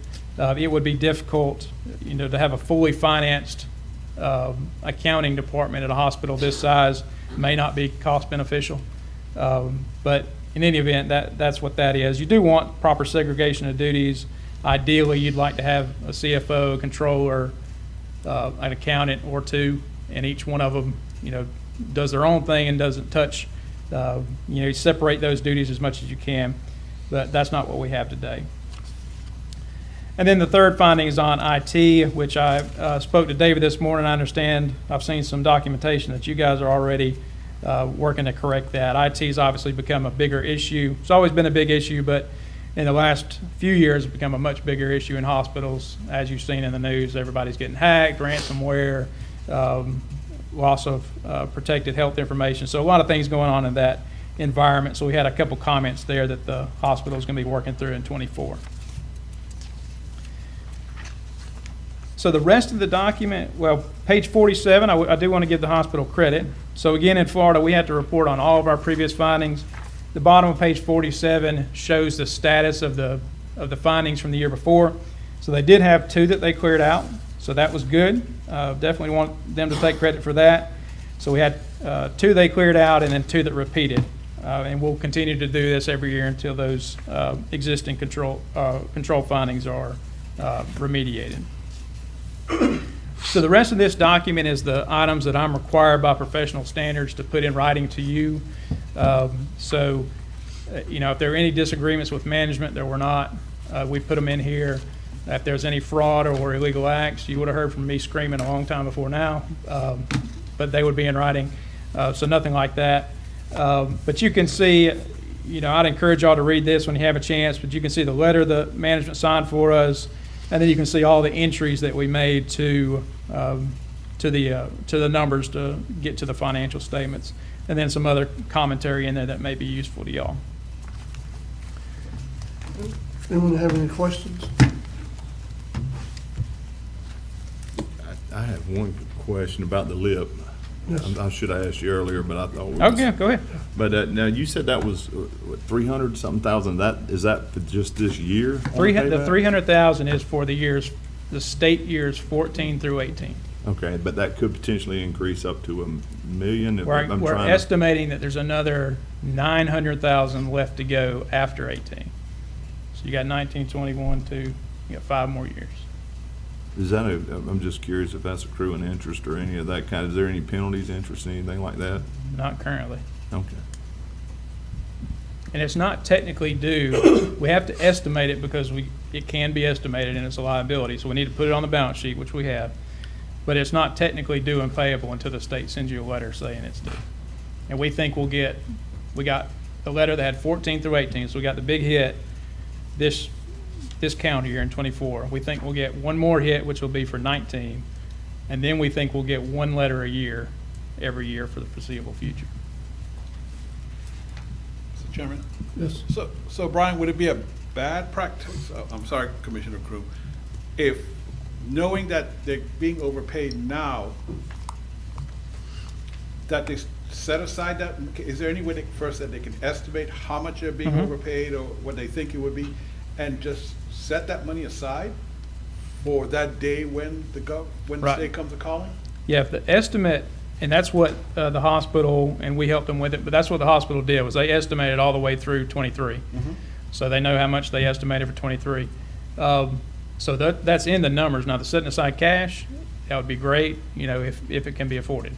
Yeah, I mean, if we're using money that we know we gotta pay back, well, that's And Mr. Chairman, if I may, another thing, you know, this is, and he wasn't gonna get into the weeds, but this is above us politically. This is you know, we got a governor that wasn't real popular with the sitting president. We got an election coming up. That could change. I mean, this could turn completely around, you know, way above us, and may not even have to wind up paying it back. You just don't ever know how that's gonna work out down the road, but anyway. Yes. Commissioner Crew? Mr. Hall, Hey. thank you for coming and giving a presentation. My pleasure. Having reviewing this document and still in the process of it since I received it. There's been quite buzz about Weems' financial health here lately. Then, you know, you have some sources even say or claiming that it is in a death spiral. So how exactly is Weems faring financially? Well, I would point, you know, obviously we have not done anything in 24 to date. So what we do is retroactive looking. So 23, if you look at the operations and I think I mentioned this earlier, so all in, including what the county gave the hospital, the net, what you could call the net income or loss, the net loss was about $117,000, so very close to break even. Had we not had that lip issue, the hospital actually would have made about $1.2 million. Now, we did have the lip issue, got to deal with it, but financially, 2023 for the hospital was much, much better than 22 and really any year in the recent past. Now, I do attribute a lot of that to COVID. For some hospitals, COVID, I hate to even say this because it sounds terrible, but for some hospitals, COVID was a good thing financially. For some hospitals like Weems, COVID was a bad thing financially. So when COVID went away, you got a lot of return of outpatient volume. A lot of people that were just hesitant to go to the hospital and the clinics came back. So you saw a kind of a work through of your backlog, so to speak. Think about it like a construction company. You had a lot of backlog that you guys worked through in 2023. So you had a good year in 23. Now, if you looked at the hospital over time, you know, kind of you're going to see up and down, up and down. But just looking at the near future, 23 was a pretty strong year from both operations and cash flow perspective. Thank you. That's all, Mr. Chair. Yes, sir. Mr. Chairman, I have a question. Just so the public is aware, Mr. Hall, could you explain, and I know it's a lot to explain, but just give us a brief description of what LIP is and what it stands for. Yes, absolutely. I should have done that. That's a great question. Okay. So LIP is the low income pool. So in Florida, there are, and every state's a little different, but every state kind of has the same flavor. But in Florida, you've got two different, actually more than two, but two primary ways of getting paid for the cost of serving your most vulnerable populations, which is your Medicaid population, your uninsured population, your SSI population, which is elderly and disabled. So you've got DISH and you've got LIP, okay? Both of these are federally funded state match programs. The idea of both of those, and this is in federal law, is that no hospital can make money from that. Okay, so they can only make you whole. So you can receive state match federal funds up to the cost of serving your uninsured and Medicaid population, but you can't make a profit off of it. So what the state does is the state estimates those costs, and I'm being super high level here. The state estimates those costs at a state level and a hospital level, goes to the feds with matching funds, gets the Fed money back, and then hands it out to all the hospitals. So where we go wrong is that the audits of DISH and LIP are 3 years in arrears. And also charity is a piece of this I should have mentioned. So if your population shifted, or you had a lot of charity in 1 year and then your charity went down or vice versa, it can skew the numbers a little bit. So what we saw and the agreement that the state of Florida signed with CMS, which is the feds, is out there. It's public knowledge. So you can read what they agreed to and what they admitted to. And basically the state was maximizing the amount that they could give to the hospitals, and then CMS, the feds, disagreed with that and said you were giving them too much.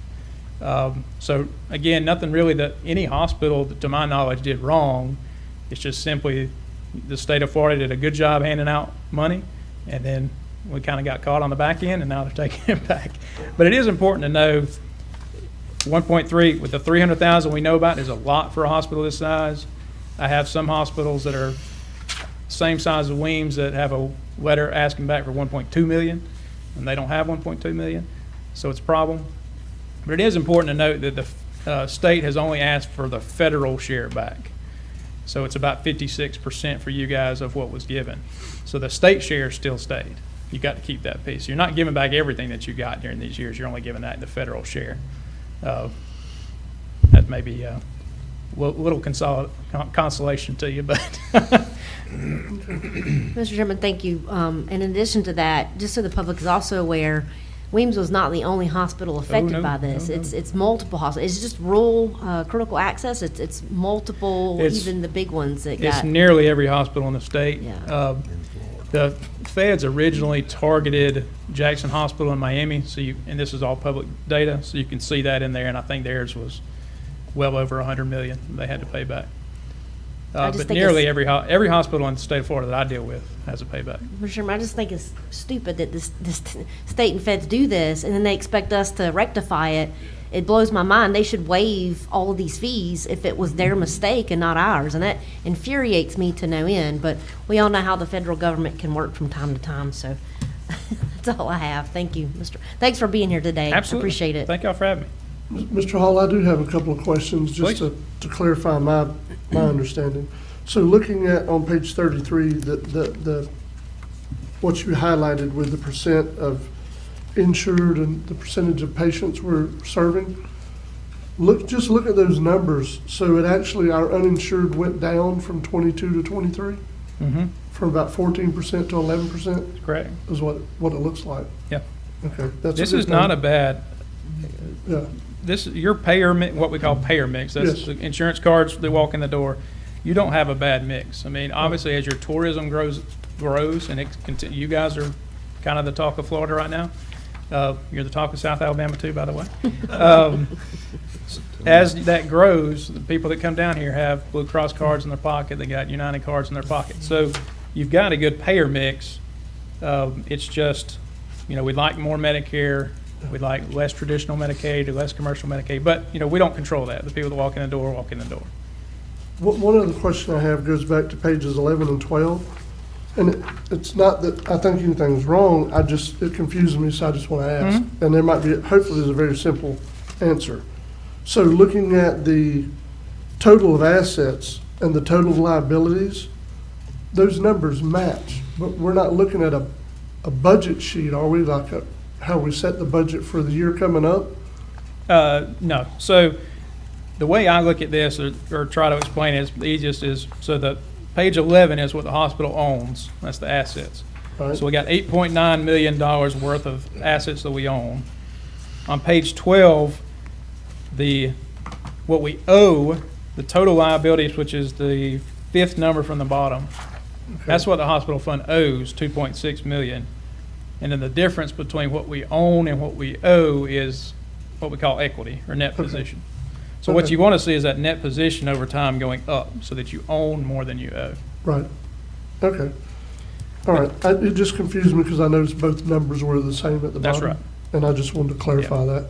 Yeah, but none of this has anything to do with 24 budget or anything like that. Right. Okay. Anyone else have any questions or concerns? Good questions. Thank you for being here today. We really appreciate it. Absolutely. And through this process, I think I can speak for all of us. We were very happy to be engaged in some of the information we were trying to find and being able to meet with you one-on-one even before Absolutely. today. So thank you for everything. We really appreciate it. All right. Well, thank y'all. All right, let's take a short recess.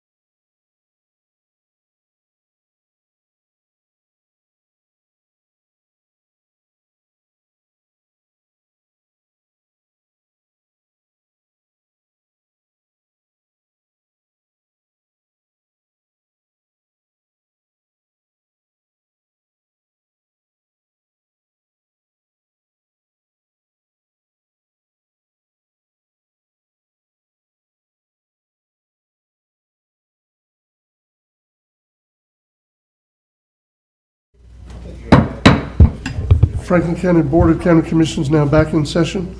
We're going to go now to our Planning and Zoning Adjustment Board report. Mr. Steve, you doing that for us today? Sure am. All right, go ahead, sir. All right. We have critical shoreline applications. The board may consider action on all critical shoreline applications with one motion or request to have an application considered with separate motion. First one is 2326 Highway 98 East in Lanark. Consideration of a request to construct a 200 foot by 4 foot access dock with a 10 by 16 foot terminus located at 2326 Highway 98 East in Lanark. Request submitted by Garlic Environmental Association agents for Wilson Brown applicant. Okay. Commissioners, do y'all want to consider these both together, or y'all want to talk about one in particular? I want to talk about that one. I've got about 3 of them I want to talk about. Okay, so, all right, then we'll discuss this one then. Go ahead. You ready? Mm-hmm, yep. You do it? Yep. Okay, the area that this is, it looks like to me that it's straight across from the old Junior Food Store or Pearl Restaurant out there. Yes. I'm concerned about it because it does not have a house on it. It's just a lot or maybe a camper on it. It was a camper on it at one time. I don't know if it still is. I would ask that this be tabled until we could verify and get them to verify and bring it back to us. I mean, that's what I would do. Okay, I want to ask a question for Because we've had this underneath questions, Yeah. so I would just wait and let it be, because we're starting the new thing about you have to have your primary residence there before you can put a dock there. So, anyway, we got somebody jumped up to the podium, Mr. I just Yes, want to ask this ma'am. question. Hold on, sir, hold on. I just want to ask this question. If we do table it, I think we need to answer the question of, and we can get Mr. Steve to check it out for us, he's our building official, if there is already power there. So this is says a terminus, it doesn't say anything about a boat lift. So, you know what I mean? I think that kind of quells some of that if there's not power there. Sir, are you the applicant? Yes, sir. Josh Hall, Garlic Environmental. All right, go ahead, sir. So is there a rule in place that says you can't have a dock on a property that doesn't have a home on it? No, sir, there's a rule in place that we're trying to keep people from being able to occupy lands with RVs Right. once they get power. Mhm. And so we have made a concerted effort for about the last year and a half. Anytime it's a dock, we want to know if there's power on that property, because if there is, we're not trying to create fish camps where people can just RV. Right, The state okay. owns almost over 90% of our property, so we have to do our best to develop our tax base. And that's Okay. not being developed by allowing people to put an RV for a fish camp. Okay, That, you know what I mean? So that's all I think the commissioner's trying to get answered. Yeah. Right, Trying to but- find the information out on the power and all that. Yes. and this is the Cuffle Dock? Am I correct here? The one at 2326 Highway 98 East in Lanark is the one we're discussing. Okay, all right. I do believe that they are planning to build a home there. Okay, yeah, They're- that's fine. They're building a And house. so the motion the Commissioner made was to table. It was not a motion to deny. Okay, Yes, she just wanted to get more He's information. able to get more information. yes, ma'am.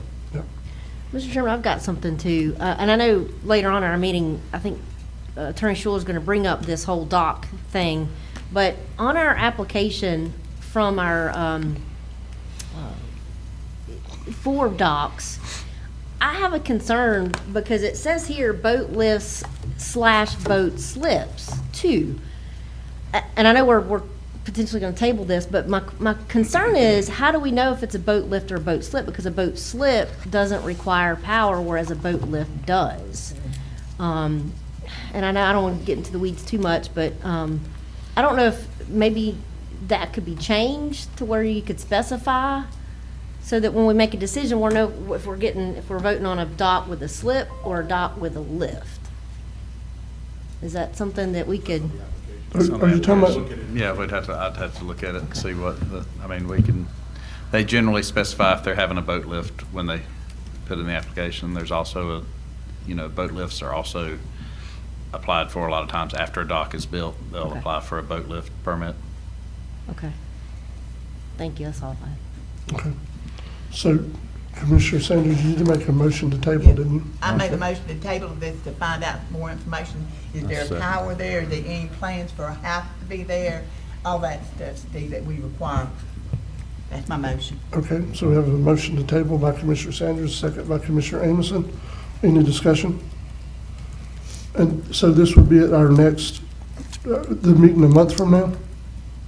If we table it? If you want to, up to the board, I could put it next meeting, if Steve feels he can get the info before the second. Okay. If not, it'll be the. Y'all decide. Well, as soon as we get the info, the sooner the better. Okay. Yeah, Yep. yeah. All right, any other discussion before we vote? All in favor? Aye. Any opposed? All right, that is a unanimous motion to table. Please proceed, Steve. Okay. Item B. Palms of St. Teresa Common Area, a consideration of a request to construct a multifamily dock totaling 2,080 square feet with 2 uncovered boat lifts. And this is in Lanark over in St. James area. It's Bay Yeah, North, Bay North. around Bay area. North, yeah, it's the palm there. This is submitted by Garlic Environmental Associates, agents for Joseph Cuffell, applicant. Mr. Chairman, can I speak on this too? Yes, ma'am. I would like to table this also, because this is A2, add 2, and it's also here, is saying that the permit from the DEP expired on April 8th, and they have not renewed it. I would like for that to be clarified, and the DEP permit, we always require the DEP permit, you know, to do that. So we need to go ahead and do the same thing, table that for the information. Commissioner, is this the one where the dates? Yes. They had put the same day, they put the issue date and the expiration date. It was a DEP clerical mistake. It's not, they issued it and expired it on the same day, if I'm correct, right? Yes, it's just a clerical error that we gotta get And cleared up. it's a clerical Yeah. by DEP. And one other note on this one, this is the only, this is the only dock for this whole area that will be Yeah, I allowed know because it's they're not. all, Well, next to it's the landings, and they have it out. Yes. So- Now, we'll go ahead and I'll ask this man, Yep, go Mr. ahead. Chairman, if you don't mind. On this particular one, the Palms at St. Teresa, it already shows a short dock being out there. What are y'all gonna do with that other dock? The smaller dock?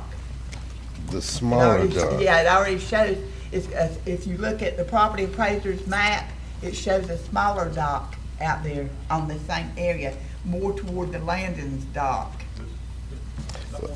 Well, Uh-huh. I know that they can't have They can't two have docks on one Uh-uh. property, so But that that's will what be I'm saying. removed. They've got one. See Then- right up there? That will be removed. That was new to you, did you know that? I did not know that, Well, but I'm it will pointing be out. removed. If they're building this one, they've got to remove that one. I've been here a long time, and it takes a lot to slip by me, talking about that. So, this is the thing, we can't allow two docks to be out there. And what's your name, sir? Josh Hall Okay. from Garlic Environmental. Okay, I just want to make sure that you're aware of that. That's my concern, Mr. Chairman. Okay. So, Mr. Schuler, what Yes, do ma'am. you think, since he's got a smaller dock and he's asking for a longer dock? What, I would, if the board approves of this, I would recommend you make a permit condition that they remove the first dock before they build the second dock. Because as Josh said, you only have one dock on your lot. that's right, I mean, Mm-hmm. so, I concur. I don't have a problem with issuing them a dock, because it is a multifamily. I like multifamily docks, because it covers a large area with just one dock. But I'm gonna go ahead and do a motion to approve contingent on them removing the smaller dock First. before the larger dock is constructed. Does that So sound good removing it, enough? removing it first is what you're saying? Okay. Remove it first before you can start on the larger one. All right, so we have a Now- motion. I'm sorry. Now, wait a minute, there's something else too.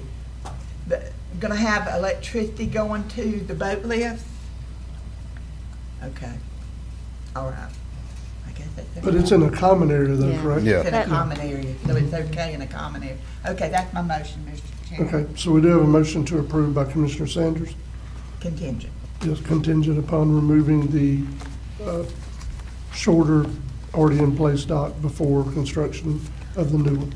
Mr. Chairman, I have a question. Yes. So, as people know, I said I would not allow or vote in favor of a dock with a lift because that provides power unless there's a primary structure, but this is a common dock. So in other words, there's already structures in the subdivision that is going to allow the use of this dock. Is that correct? Yes. Okay.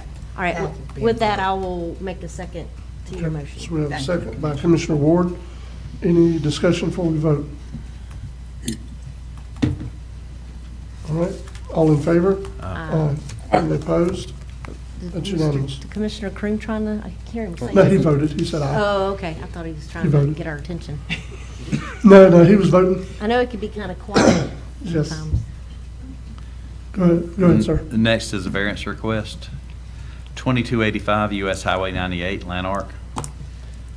Consideration of a request for a variance to encroach 15 feet into the side of the 25-foot setback to construct a single-family residence on the property described as 2285 US Highway 98, Lanark Village, Franklin County, Florida.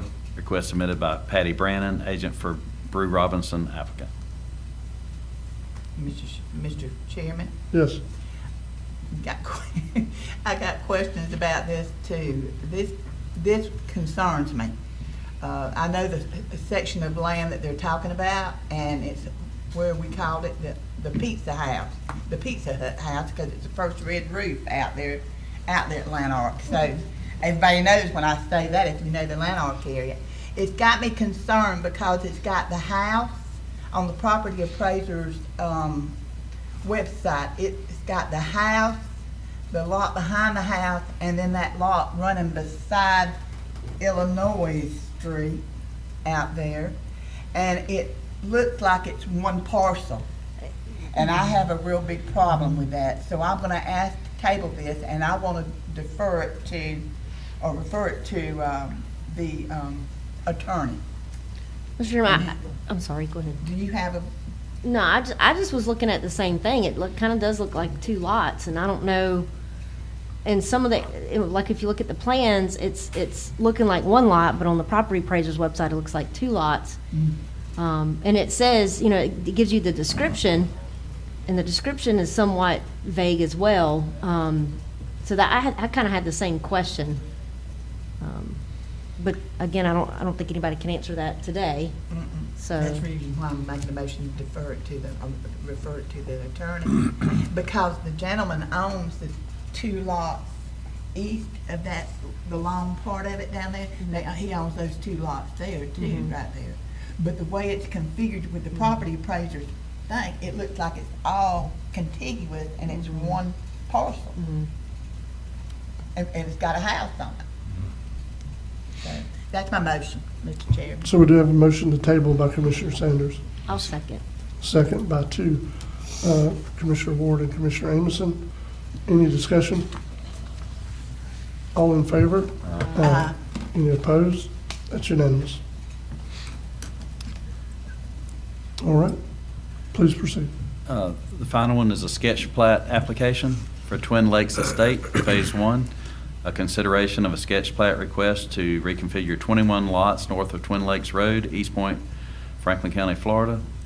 Request submitted by Kimberly Johnson, agent for Steve M. Watkins, applicant. Okay. So this is just dividing the land into lots is really all they're asking to do?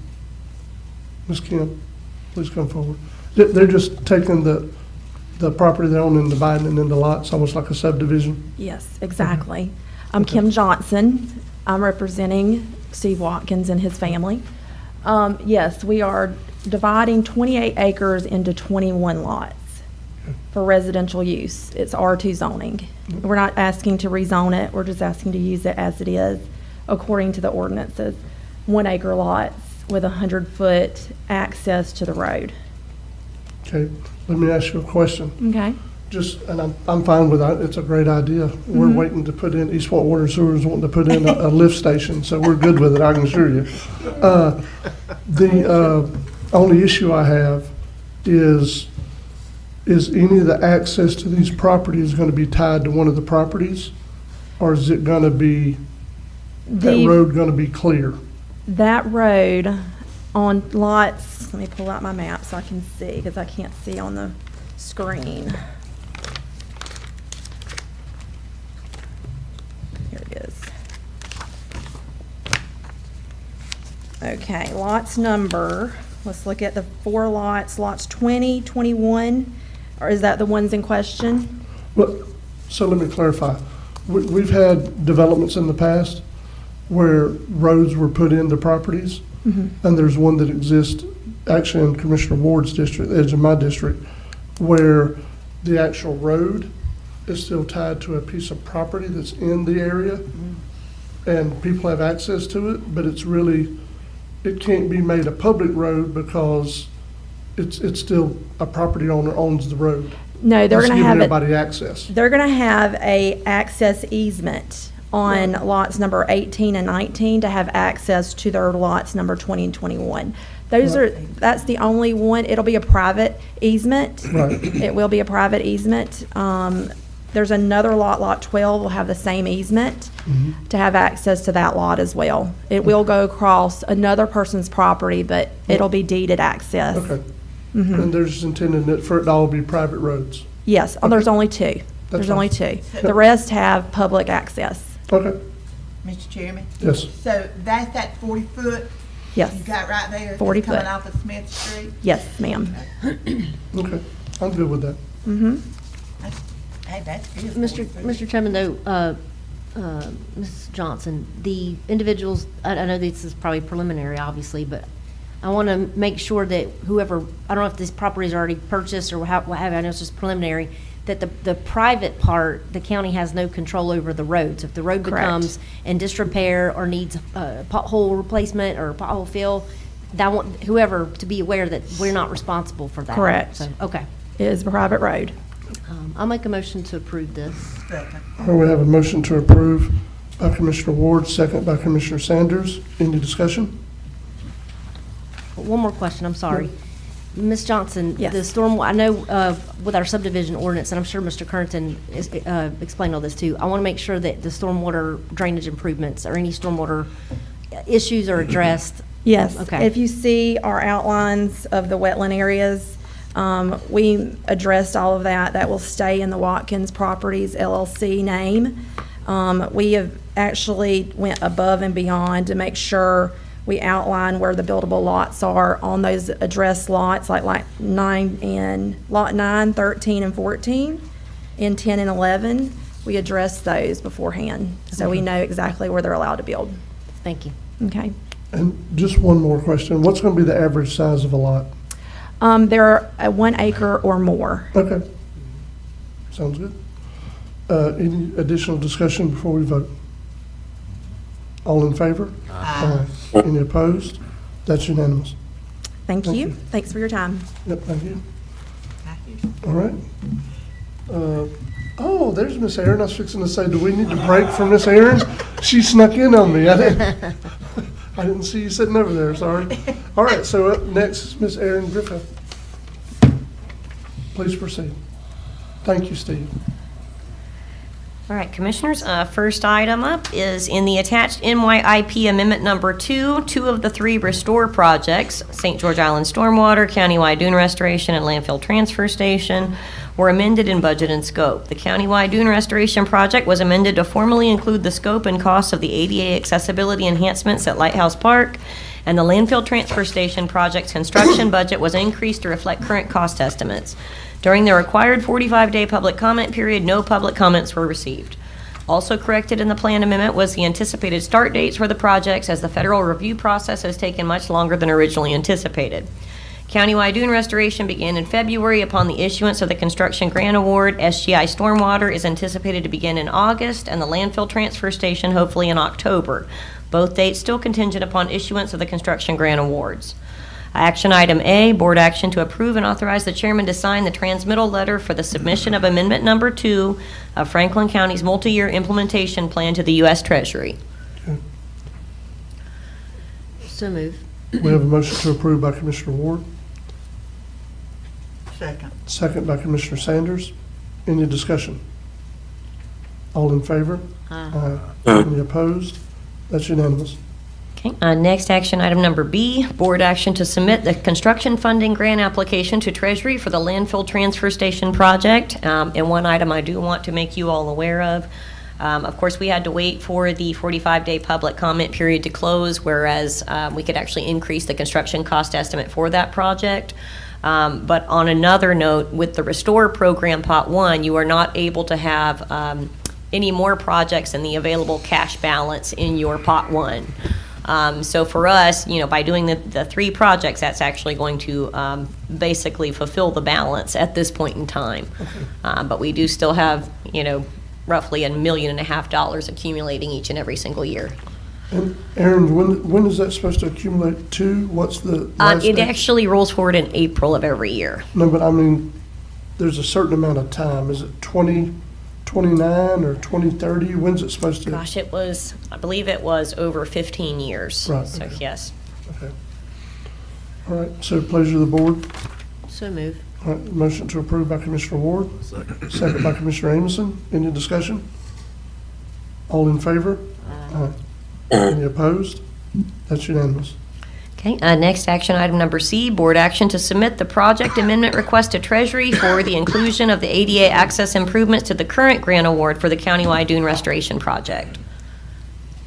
So move. We have a motion to approve by Commissioner Ward, second by Commissioner Amison. Any discussion, Commissioners? All in favor?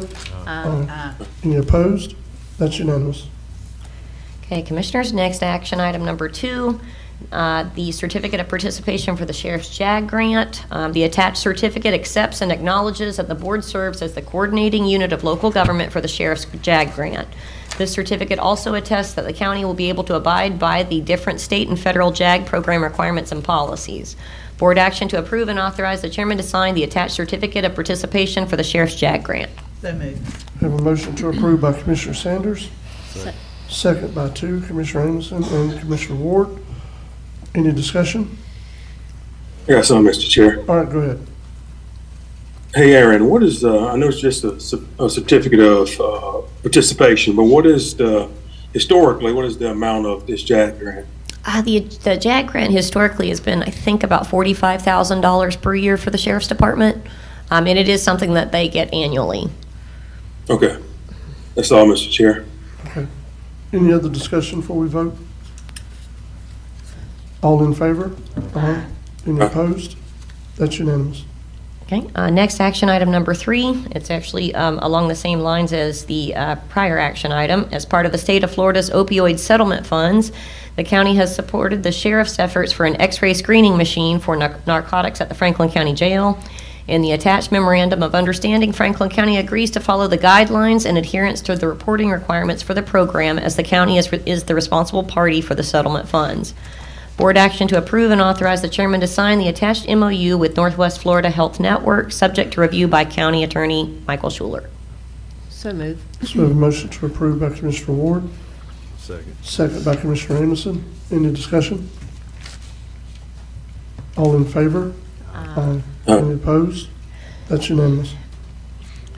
Okay, Commissioners, next action item number 4. The City of Carabel has requested funding assistance from District 2 Commissioner Cheryl Sanders Paving Funds to complete their resurfacing of 5th Street Northeast to Gray Avenue and 5th Street to 12th Street Northeast. 5th Street Northeast runs in front of the Carabel Clinic and the Health Department, and the cost for this segment of the resurfacing awarded to the low bidder is $73,910.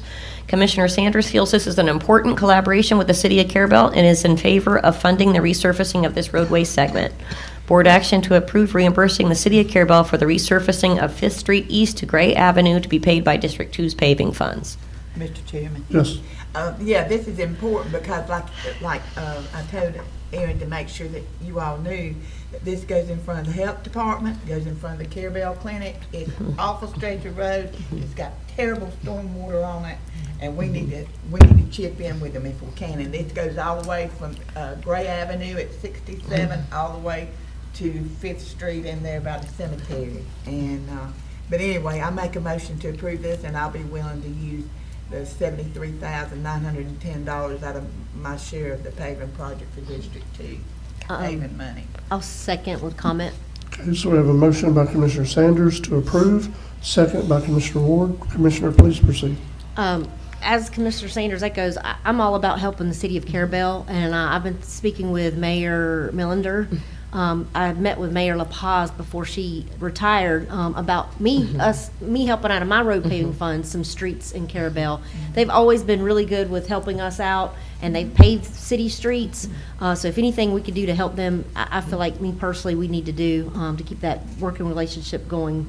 So I will be probably, once we finalize some streets that I feel like we need in my part of the city government district, I will reach out to you. I think I already did. I think I handed you some information already, Yes. but I'm trying to confirm Okay. with what they need and try to narrow down some roads. But anyway, that being said, I think that's great.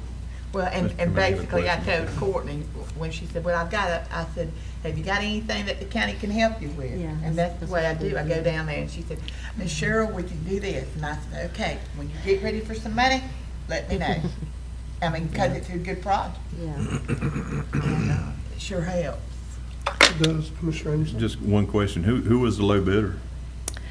They did not tell me that information. They got it. Get the information. Yeah, we will see that on their reimbursement request form. They will actually have to provide that documentation. Yeah. Any additional discussion before we vote? Seeing none, all in favor? Any opposed? That's unanimous. Okay, next action item number 5. At the June 4th Apalachicola City Commission meeting, approval was granted for the city attorney to begin drafting a 40-year lease agreement for the approximately 6 acres area known as Sylvester Williams Park. The 6 acres is currently part of a 190-acre parcel containing a lot of wetlands and marsh owned by the city of Apalachicola. A boundary survey of the 6-acre park site will be needed before the formal lease agreement can be finalized, and will also be necessary for any grant applications that will be submitted for improvements later on at the site. Board action to approve the cost of a boundary survey not to exceed $5,000 for Sylvester Williams Park. Mr. Chairman, I have a question. Yes. It might be a stupid question, but what's the deal with the 40-year lease? Like, why is it 40? Why that number? Well, that number was actually chosen because you actually have to have some site control in place for FERDAP funding applications. Once a project is funded through FERDAP, they actually want you to be able to dedicate the site for a period of about 25 years. And then you also run the risk of not actually being approved for funding within the first couple funding cycles. And it also takes about 2 years, even once you submit a grant, to actually hear, are you being considered? It's a long process as well with the public meetings for FERDAP to make sure that you accumulate as many points as possible. So the 40-year period, that was actually chosen just to be able to meet those parameters for the grants. Thank you for the clarification. Sure. I'll Oh, I'm sorry. Did I interrupt? Go ahead. No, you go ahead. You got it. I was going to make a motion to I think we approve. both were, but go ahead. I'll second your motion. How about that? Thank you. So we have a motion to approve by Commissioner Ward, second by Commissioner Amison. Can I ask a question? You sure can. I want to ask it if Commissioner Croom is on the Zoom. He is. Commissioner Croom. I'm listening. Hey, did the city of Apalachicola receive you well the other day when you brought this up to them? Every last commissioner and the mayor was on board with the project, and the 40-year lease was on our behalf, on the county behalf, that we presented because the reasons stated by Ms. Griffin. Yeah. But they was very supportive of this project right here. Good. Good. I'm glad. Any additional discussion? All in favor? Aye. Any opposed? That's unanimous. Okay, next item is an informational item. It's for TDC Sports Arena improvements. This month, meetings will be held on site with district commissioners and Parks and Recreation staff to develop a plan for TDC-funded improvements at the 2 county sports arenas. The county hopes to attract more tournaments within the county at both Kendrick Sports Arena in Carabel and D.W. Wilson Sports Arena in Apalachicola. As everyone involved with youth sports can attest, sports tournaments result in a lot of visitors and new tourism spending within the local host communities. The improvement plans will be sent on to the Tourist Development Council for their review and recommendation, and it is the county's hope that both parks can be ready to host tournaments next season. Okay, Mr. Chairman, I've got a question, and I'm just going to throw this out there. I just want everyone to know publicly that it's not, we're not discriminating against other parks like Vrooman in my district that we got FERDAP grants for to fix up, and I'm appreciative for. But the reason why these parks were chosen is because they're much bigger. Yes. They have more fields. Correct. They have newer facilities. More land. And more land. So I just wanted to bring that up so, people wouldn't be like, well, why wasn't Vrooman included? That's why. We tried to get more land with Vrooman, but it's just impossible. We tried multiple different ways to acquire more land to expand Vrooman, but all efforts have failed, so. The county tried. We tried. At Yeah. that time, yeah. So, thank you. Okay, and next informational item, are we good to move on? Sorry. Okay. Next item, number 7, the County Parks Department would also like to extend appreciation to the Health Department as they were able to provide funding through the Department of Health's Accessibility and Safety budget to replace the 300-foot Moby mat, which had begun to wear and fray at the seams at the busy Lighthouse Park location on St. George Island. The new mat also includes a banner to direct beachgoers to Florida's new water safety page, which is www.watersmartfl.com, which has links to various Florida safety resource materials with lots of tips to help keep families safe around the water. The usable segments of the old mat have been rolled up and will be relocated to other less traveled beach access points once sea turtle nesting season closes and field permits can be obtained for the new sites. Good. And there's a photo of that for you all. And then I do have a couple of late items that I added actually after 4:30 yesterday, but it was actually posted online because Michael has it now where my folder refreshes automatically for the board reports. Yeah. So do we still need to call for public comment before they vote, Michael, or is it since Yes. Yes. We will. Okay. Well, I think it'd be better. But whatever we Okay. the chairman. I think it'd be better. Okay. Okay. There is a late add item number 8. At the February 6th meeting, the board approved 2 change orders for Roberts & Roberts for road paving contractor Roberts & Roberts to repair several roads in Commissioner Amoson's district. The expired August 2023 estimates for Hathcock Road was mistakenly approved $37,553 instead of the updated January 2024 estimate, $40,763, which was for the correct amount. Board action to correct the approved change order from Roberts & Roberts to the January 2024 estimate, which was $3,210 more than the August 2023 estimate due to changes in the unit price of materials. And one thing to note on that as well, actually when I was reviewing the estimate, the price for Bluff Road had not changed, and then they had also forgot to change the date at the top of the estimate for Hathcock, so I actually did not catch it that the bottom number had changed on that. Mr. Chairman, Ms. Griffin, did you actually go back and check the minutes on that? Because the contract I got showed 40. The contract value that I had sent you was the correct one, Yeah, but the one that... The one we discussed, prior though, and voted on was 40. I think the minutes did reflect the 37, and that was the one that I had... If you, maybe I just wasn't paying attention. Yeah, and unfortunately, I had Commissioner Jones sign the wrong one too. So. Okay. Yeah, so my apologies on that one. I was just trying to stop you from throwing yourself under the bus. Yeah. Now it comes out. Now we know what the issue is. Now it's on. Yeah. When I started processing the invoice, I was like, hey, why are you charging us something different?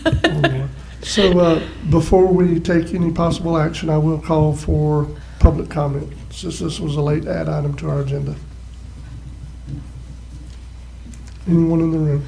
All right, can you check online, please, sir? Anyone online would like to comment on this particular late add item on Aaron's report? The change order for Roberts & Roberts for Hathcock Road? No hands raised. Mr. Okay. Chairman? Pleasure of the board. So moved. Have a motion to approve by Commissioner Amison, Second with question. second by Commissioner Ward. Please proceed. And just so the public is aware, when we talk about spending money, this is coming out of Commissioner Amoson's road paving funds. Correct. Yes. He has a lot of money in it. I will tell you. You don't want to get me started on this. But Commissioner Ward, nobody takes this the wrong way. You're acting like a wife. All right, so any more discussion before we vote? All in favor? Aye. Any opposed? That's unanimous. And the next late add item is item number 9, Board Action Airport T Hangar Building C repairs. At the last meeting, it was discussed, we had an estimate from Jason Fisher Roofing LLC to replace all the screws on the walls and roof of Hangar Building C for $7,800.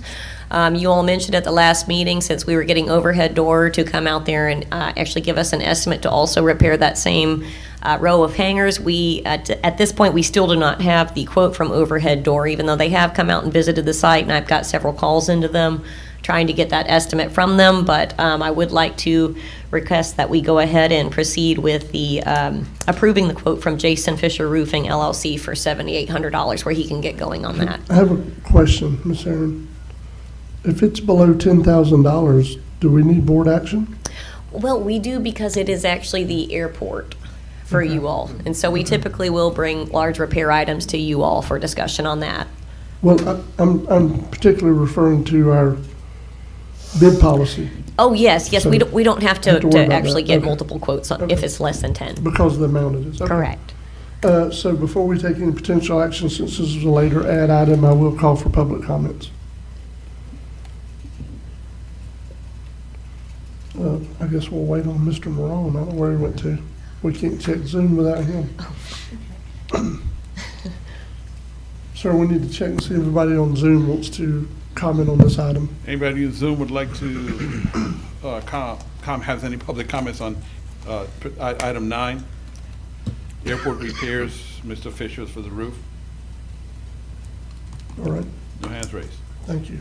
Pleasure of the board. so moved. We have a motion to approve by Commissioner Amison. Second. Second by Commissioner Sanders. Any discussion? All in favor? Aye. Any opposed? That's unanimous. All right, Ms. Aaron? Okay, also, just want to add some miscellaneous project updates for the board. The landfill actually is receiving a mobile office trailer from Williams Memorial Hospital. One of their old trailers, they did not need it anymore, which was used to house some of their office staff. So the landfill will actually be the recipient of that modular office building, and that'll kind of give the landfill a better condition for meeting space for some of their employee meetings instead of what they currently have at this point in time. So that will actually be happening probably in the next 2 weeks. And then also, I included a draft premium seasonal weekend pay policy for your review. This was actually modeled after a federal policy for Sunday pay, and it was to address staffing shortages and increase workload during peak season months during the year. Franklin County shall pay non-exempt employees a supplemental salary premium pay equal to 25% of his or her rate of basic pay for each hour of work on a Saturday or Sunday, not to exceed 10 hours per day. And this was actually something that I've sent on to our labor attorney and also the county auditors for their review and approval, and I hope to have it back in front of you all at the next meeting for adoption. And hopefully this will actually provide some relief for the busy departments such as Parks and Recreation and Animal Control, whereas there's just kind of an overwhelming workload, and it's difficult when employees actually take off during the week, and then have to work the weekends, and it's also hot with just a ton of activity. Okay. Question, Ms. Aaron. So, and it actually, Attorney Schuler would probably include you before it's over with. So brought up and discussed in previous meetings, I brought it up, Commissioner Amison's brought it up, about having talks during our budget discussions coming up this year about the $764 that we're currently paying out of ad valorem taxes for the ambulance service, and rolling that over to the half-cent sales tax. Just want to make sure we have that discussion ahead of time. And Attorney Schuler, I actually talked to you about the other day, and I hope we're ready to talk about today, about are there any steps we have to take ahead of time, because the last thing I want to do is for us to get in this budget discussion, and there's a legal issue why we can't do what we're proposing to do. So do you have anything to weigh into what I'm discussing? I do, Commissioner. My recommendation to the board is that you authorize myself and Mr. Marone or whoever else or in place of that the board wants to name, and let's sit down and have a conversation with our two city partners about this potential use that you're proposing. Right. I've had an initial conversation with Mr. Dan Hartman, who is, of course, the attorney for our two municipal partners. I have provided to him copies of the relevant documents for him to review.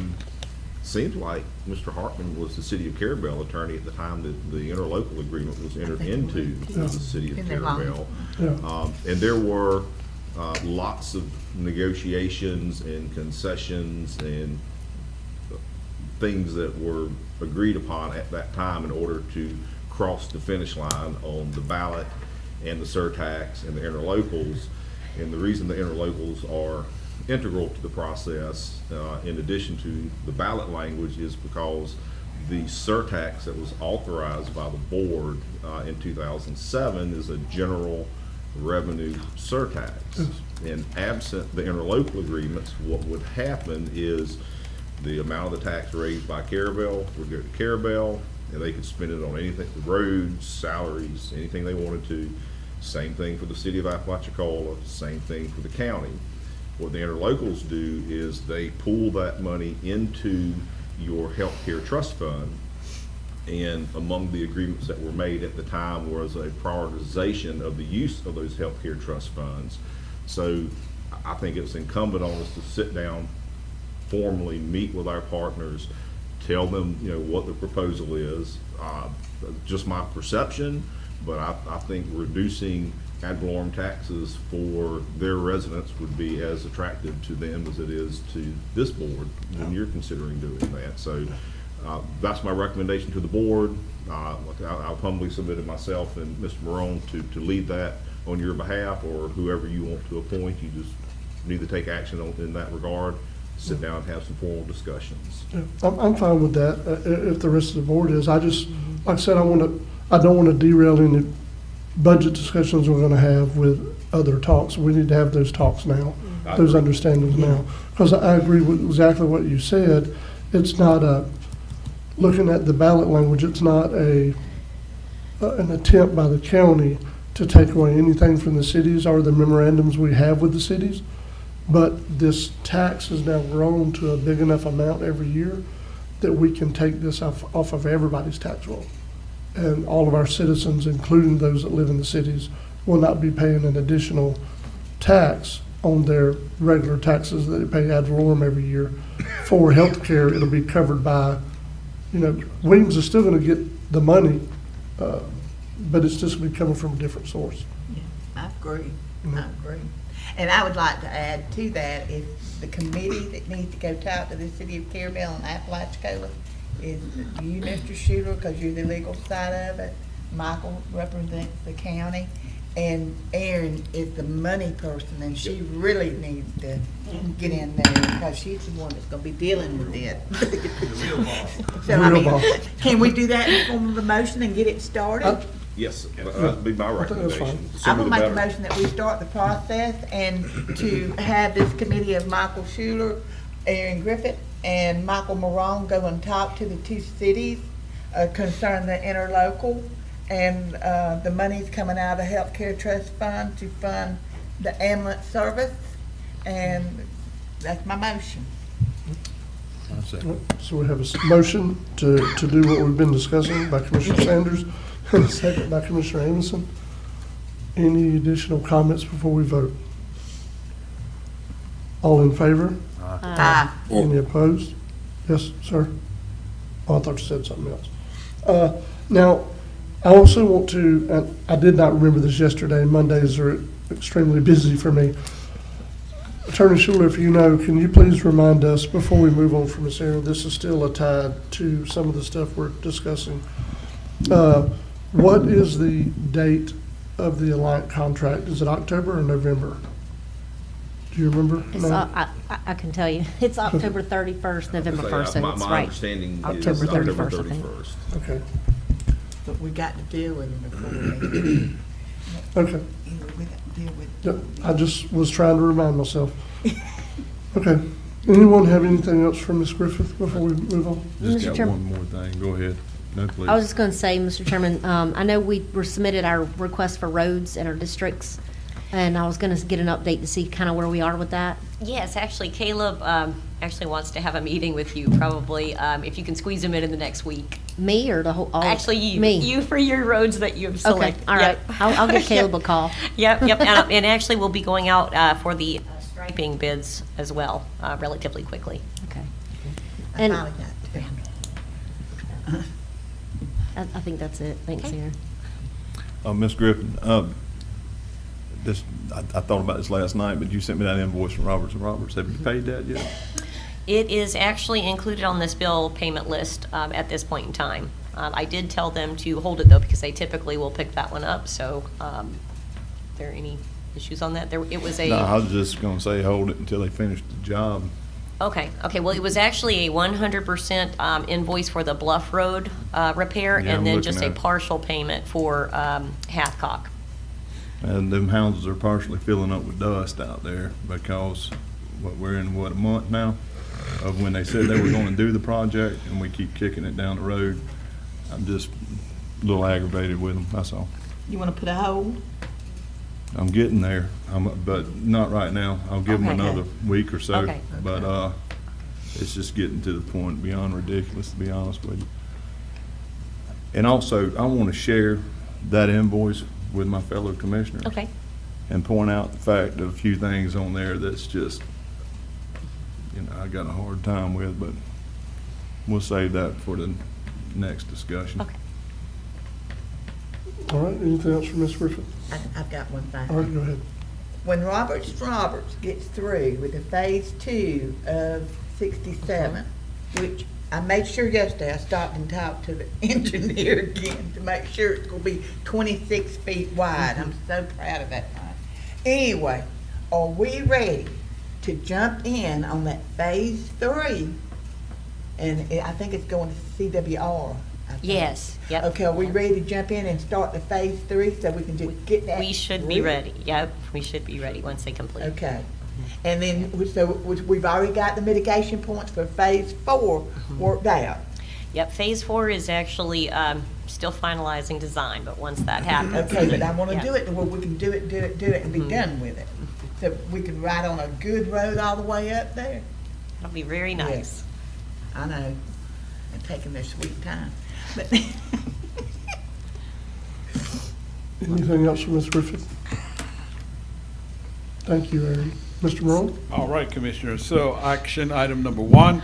At your last meeting, you opened and read aloud the names of candidates seeking appointment to the Tourist Development Council.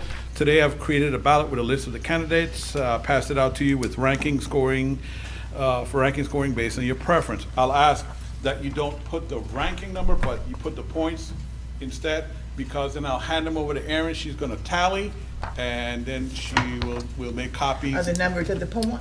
Yes, so don't put 1, put 10, and then because that's how that's how I had the spreadsheet that I gave to Erin to tally. Okay, so you want us to put the 1, 2, 3, 4? No, ma'am, the other way around. I want you to put 10, Okay. 9, 8, 7, 6, 5, Okay. based on the ranks that you want to give them.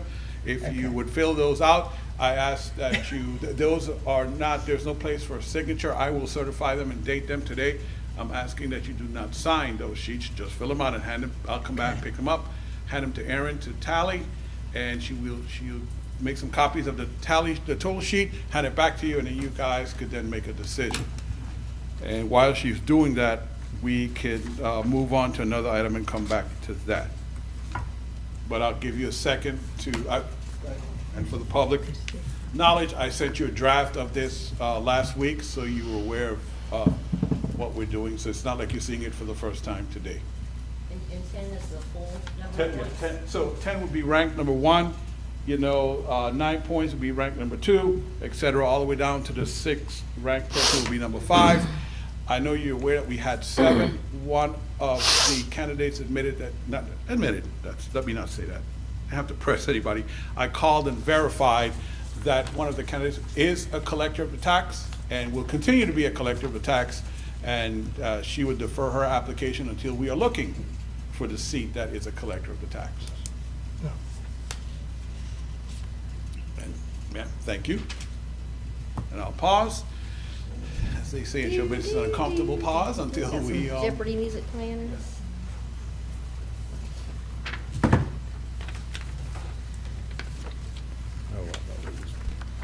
you.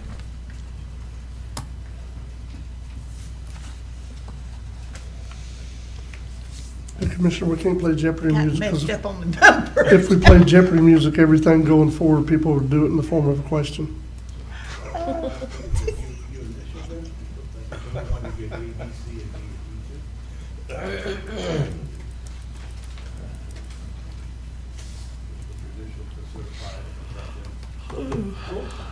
All right, and we'll get back to that when Mrs. Griffith has the tally sheet and ready to present to you for action.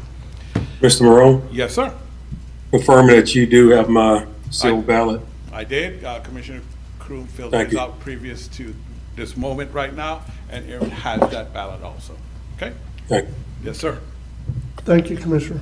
So, staying on TDC candidate situation, as requested by this board, the City of Apalachicola submitted a request to appoint Mayor Brenda Ash as their representative on the Tourist Development Council. The request also stated that City Commissioner Donna Duncan would serve if Mayor Ash is unable to attend a meeting. I couldn't remember how the board felt about that, so I made sure I include that language so that when you, if you take action today, you could clarify that either the mayor's there or that seat is vacant for that meeting. I would leave that for the board discussion. I was unclear when we made the rules a few meetings ago in what direction the board wanted to go in with that. Attorney Schuler, I want to ask you a question. Yes, sir. Going by the statute, which we took all this stuff back to, does it allow for the municipal representatives to have somebody serve in their place? Not that I'm aware of, no, sir.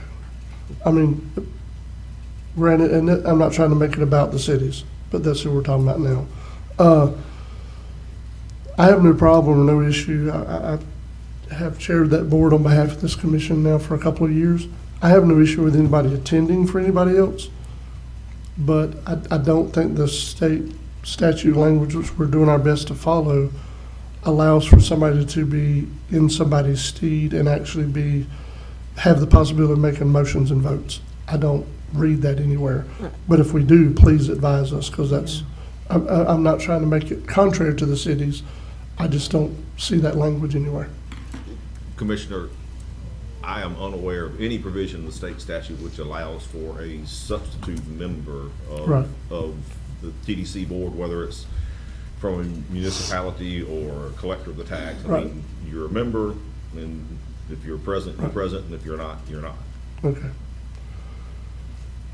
All right, well, given that understanding and having conferred with you publicly, I'm good with us, Mayor Ash serving, but I think our motion needs to be that we recognize her request to be appointed to the board, and we accept her request for her to be appointed to the board. I concur. And Mr. Chairman, I'll also add, and there's something against Ms. Duncan, but isn't she also a part of the Chamber of Commerce? Because I think that was the biggest issue too, is that's the whole reason why I think how this all began too, is we didn't want anybody that's currently sitting in a chamber seat to also be a part of the TDC board, if that makes sense. And I know she's a city official, and that, and the mayor, isn't she the mayor now? I'm confused. No, Ms. Ms. Ash is the Ash is, mayor. okay. She's just a city commissioner. Okay, so that's my concern with the whole chamber, and then she's part of the chamber. Again, nothing against her, but I think that's kind of what started all this as well, is I feel like it's conflict if you have a person that sits on the Chamber of Commerce also sitting on the TDC board seat. Yes, and That's my thought. And to further what Commissioner Ward is saying, it's because the chamber has the admin contract for TDC. Correct. Yeah, I know the face of it is Mr. John Solomon, but actually the contract is with the Chamber of Commerce. It is. So, yes, Commissioner, just to agree with you and further that discussion. All right, but it is the pleasure of the board. I can't make the motion or vote, so. I'll make a motion that we accept Mayor Ash's appointment. Okay, so we have a motion to approve, just as it's written, board action to accept Mayor Brenda Ash as the City of Appalachia representative on the TDC. Second. Okay, and that motion was made by Commissioner Amison, and the second is made by Commissioner Ward. Any additional discussion? All in favor? Aye. Any opposed? That is unanimous. Mr. Chairman, moving on to action item number 3, East Point Civic Association. They're having their second annual Freedom Festival on Monday, July 1st. The association is asking that a portion of Patton Drive, which is from Island Drive to the west and Highway 98 to the east, is closed from 1 p.m. to around 10 p.m. or until the conclusion of the fireworks, which I guess whichever comes first. Board action to close a portion of Patton Drive as stated for the East Point Civic Association second annual Freedom Festival, which seems to be growing every year. Yeah, so where they're asking to actually close it off is at the very end where Patton Drive joins Island Drive. And where the Y is at, down there by the Big Top. Big Top, okay. And then the streets in between will still be open for people to come back and forth to. They're actually gonna do it at the area where the pavilion used to be. Yeah. They're gonna have a stage. That's why we also need to handle the power pole while we're here. That's why they want to get that power back. They're gonna have some people singing. They're gonna do more like a festival act. That's why they're calling it a festival. They're doing more like a festival. So it's gonna start early in the day, have other things going on, but that's where they're asking to close the road. Excellent. On Patton Drive, that's probably the safest place I think it is, because it's, you know, to do that. if you got it blocked off, then really much traffic gonna be going down there. Mr. Chairman, before we move on, talking about the East Point Civic Association, I do want the public to be made aware of, and it's kind of right there between mine and Chairman Jones' district, is they're beginning, the East Point Civic Association is doing their FDOT beautification project. Yes. It's begun. If you notice, they're already starting to dig up around the East Point sign there at 4th Street. And trying to, they're gonna replace the sign, but I also wanna make sure, I guess I need to reach out to somebody at the Civic Association to make sure they elevate that sign so that people pulling off of 4th Street can see, see traffic. But, but they are have begun working on that, and I wanna thank them for putting on this great celebration in addition to helping us out and keeping East Point beautiful. And they've been clearing off some areas too. Yes. So I don't know if that was them or that's something. No, it's them. It's going in 3 or 4 different areas. It's looking good over there. It is. So pleasure of the board for this road closure. So moved. All right, we have a motion to approve by Commissioner Ward, second by Commissioner Sanders. Any discussion? Mr. Chairman, I will say one thing. Franklin County is the most patriotic county in the United States because we take a whole week. Yeah. 4 days in a row. Yeah. Every night. That's true. American. Very Yeah, true. that's right. All in favor? Aye. Any opposed? That's unanimous. Mr. Chairman, before all that being said, it is nice that they take each city and each little area take it upon themselves to not do it on the same night. Yes. Because then you're like, because back in the day, it's like, all right, where are we going to go? We're going to go to Appalachia, we're going to go to East Point, or we're going to go to it was just kind of like a gamble. But now you can enjoy it every night of the week. That's the reason I say I've got friends and family from out of state and all that, and they're like, man, y'all do it the whole. I said, hey. Well, interesting you should say that. So there are plans in the works for East Point Civic Association. They want to eventually build up to being a multi-day event. Oh. And end with the fireworks on whatever the last day is. Yeah, that's good. That's why they've started calling it a festival. Oh, so we got from a festival to carnival. We talking about. There ain't no telling. It's like I can remember. Mr. Morone, before we proceed, can we do the power pole thing? I'm sorry, I wasn't trying to cut you off. Oh. I don't want to forget it. Go ahead, you can reminisce. Go ahead. Well, I was just saying, when I was a young girl coming up, we had the festival there in Carabel, the Independence Day Parade and Festival, and we had a lot of beauty queens around there. But it was good. It was big. I mean, it was covered by WCTV and all that. But then, as the people got older, they couldn't do it no more. Yeah. But I like to go to festivals and see people express their freedoms and stuff, because we are a country that we do observe that. Yes, we do. We do observe it. Proud of it. Okay, so you want me to go ahead and do the power pole? Please, yes, sir. So, if you don't mind, Commissioner Ward, if you don't mind, I'd like to do both as That's one, because fine. the same That's thing, and fine. I'm selling it to Duke Energy. That's fine. So both, and as discussed first thing this morning, so Commissioner Jones would like to re-energize the power pole there where the pavilion used to be, so they can have power for the event. And Commissioner Ward would like a street light. She took a picture of the pole. We'll discuss it closer. I need that number for Yeah. Michael Ward, and same from you, Mr. Chairman, the number off the pole. It makes it a lot easier. And I'd like board action to approve re-energizing and the street light at both power poles. One at Timber Island for the street light, power pole at where the pavilion used to be over there in East Point. I'll second. All right, we have a motion to approve by Commissioner Sanders, second by Commissioner Amison. Any discussion? Michael, you got your pen in your hand? Poll Yeah, number Can we do that 505162. Can we do that afterwards? I took the picture of my poll, but I can't decipher Make the out number the, off of it. Yeah, so, Yeah. oh, I'm sorry, we got a motion to approve both, right? Yes. The chairman kind of threw me there, okay. Yeah, but we still need to vote on it, correct? Or do we already Yes, vote? we need to vote on it. Yep. All right. All in favor? Aye. Any opposed? That's unanimous. Okay, we are down to item 4. I'd probably use the wrong word here with proceeding. County staff and Community Action Agency, we are continue our planning process. Let me say that to move the Head Start program into the bottom floor of Chapman Building.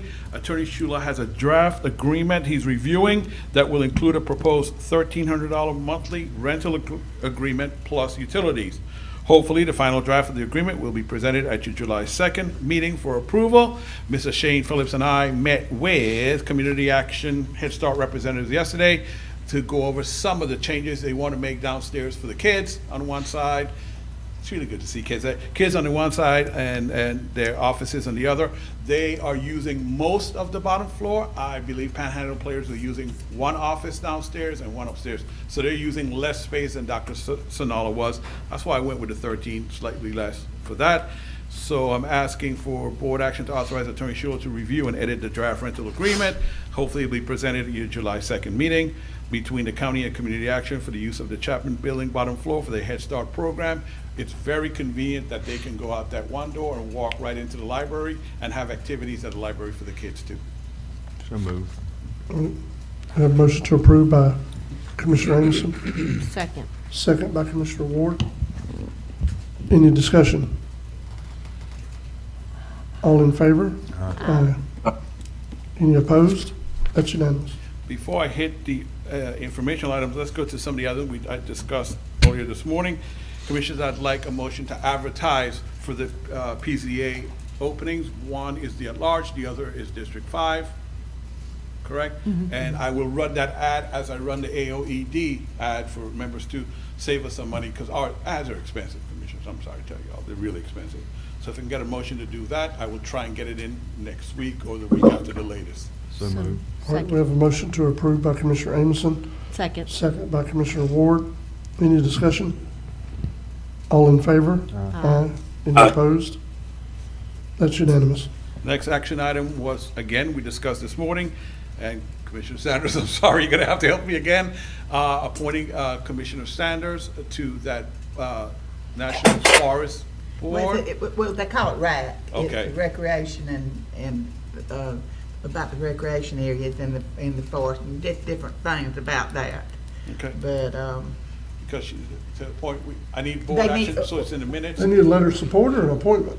I think, no, it's a letter of support. No, it's a letter, what it is, it's a letter saying that I do represent Franklin County on this board. yes, it's an You appointment. know, So what so- we'll, if you appoint him, she'll have the minutes and she'll have the letter to show both Yeah, that she's been yeah, and there. that way, because that's what they need, because I'm filling the public officials seat, and they have to know that I am from a board, a government entity.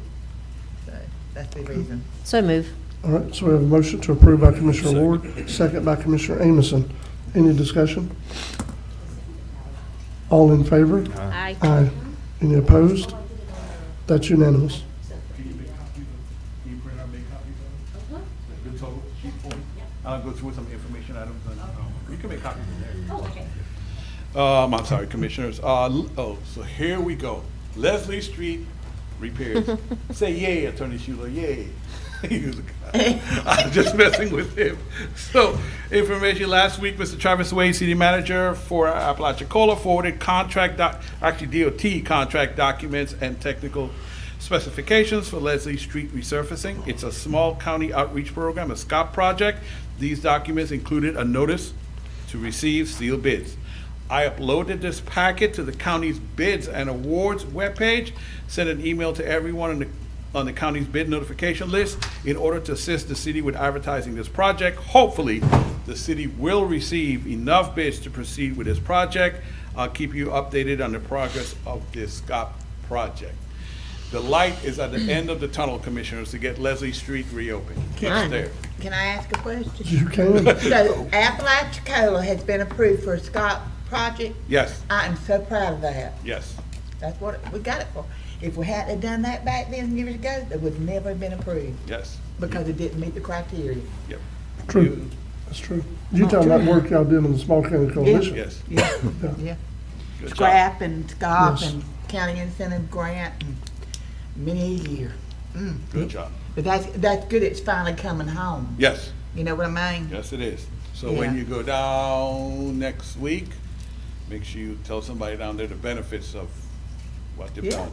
Yes. Item 6, Mr. John Berry, he was the appointee to the Technical Advisory Committee of the Apalachicola Regional Planning Council's Regional Rural Transportational Plan.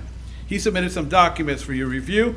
The documents include a request for 5 projects related to Franklin County. 5 projects in safety, 5 projects in system connectivity, resilience, and what they call ACES, Automated Connected Electric Shared Use Vehicles. I know. Yes, I know. So, we're like, yeah, when will we get those vehicles? But anywho, they actually took out the charging station next to the chamber anyway. So, Mr. Berry will be at your next meeting to discuss these projects with you. What he would like for you guys to think about 5 projects in each of these categories that we could discuss publicly, so because he can take it back. I believe his meeting is on August 2nd. This committee meets again on August 2nd, so he would like to have some information from the board, some direction as to which way to go. Hopefully I'll be able to attend because I represent the board on Okay. on That's that. right. Good. But That's right. that's right, and I know what the majority, we've been talking about the Noah L. Lockley spur. And that's true. Yes. That's true. That's I'm right. just as serious as a heartbeat on it. Yep. Yep. Just as serious as a heartbeat. But, So I'll have him on the agenda the next meeting. yeah. And as stated in the public notice, everybody was aware of it. The county staff received notification from the landing and at SGI, their representatives to rescind the planned unit development for your consideration, effectively canceling Commissioner Abelson's public hearing scheduled for last Friday at June 14th at 5 p.m. The board will be updated on any new or amended plans for this project. And they have, in fact, submitted a new to Mark. Mark is working on, I think he sent out some comments about it last week. I'm not sure if you guys received it or not. Probably not. And I guess he's waiting for them to respond before he meets with you guys and give you an update as to where we are with that. Oh, Commissioner Ward, the look in your face. Did you say PUD? Yeah, another one. Yes, ma'am. Okay. And it is scheduled to be heard at the July, what's the second Tuesday in July? I'm sorry, that's the P&Z, next P&Z meeting. Okay. Okay, uncomfortable silence. Tomorrow is Juneteenth, so your county offices and most of the constitutional offices, I say most, because unfortunately the clerk's office cannot close because of the court schedule. And I'm sure the clerk is very gracious and will find a way to make it up her employees as best as she can, but everybody else, other constitutional and your county offices will be closed tomorrow. And your next meeting date is Tuesday, July 2nd at 9 a.m. And I think that's all I have until we go back to Aaron and get those tally Mr. sheets. Tim Lawler. And here she is.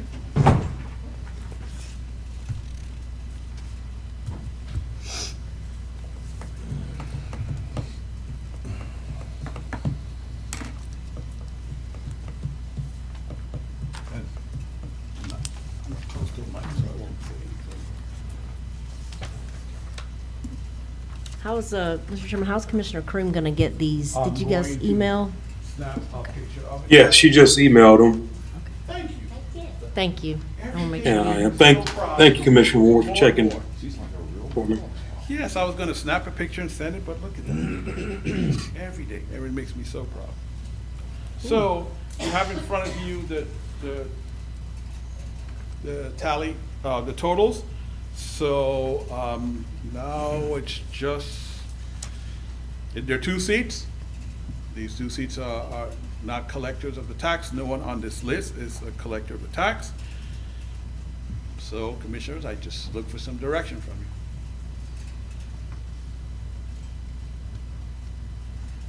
So I think we have a clear number 1 as far as the vote goes.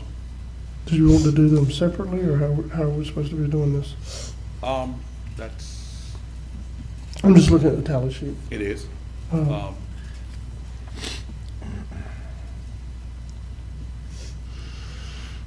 My only question is, how do we break a tie?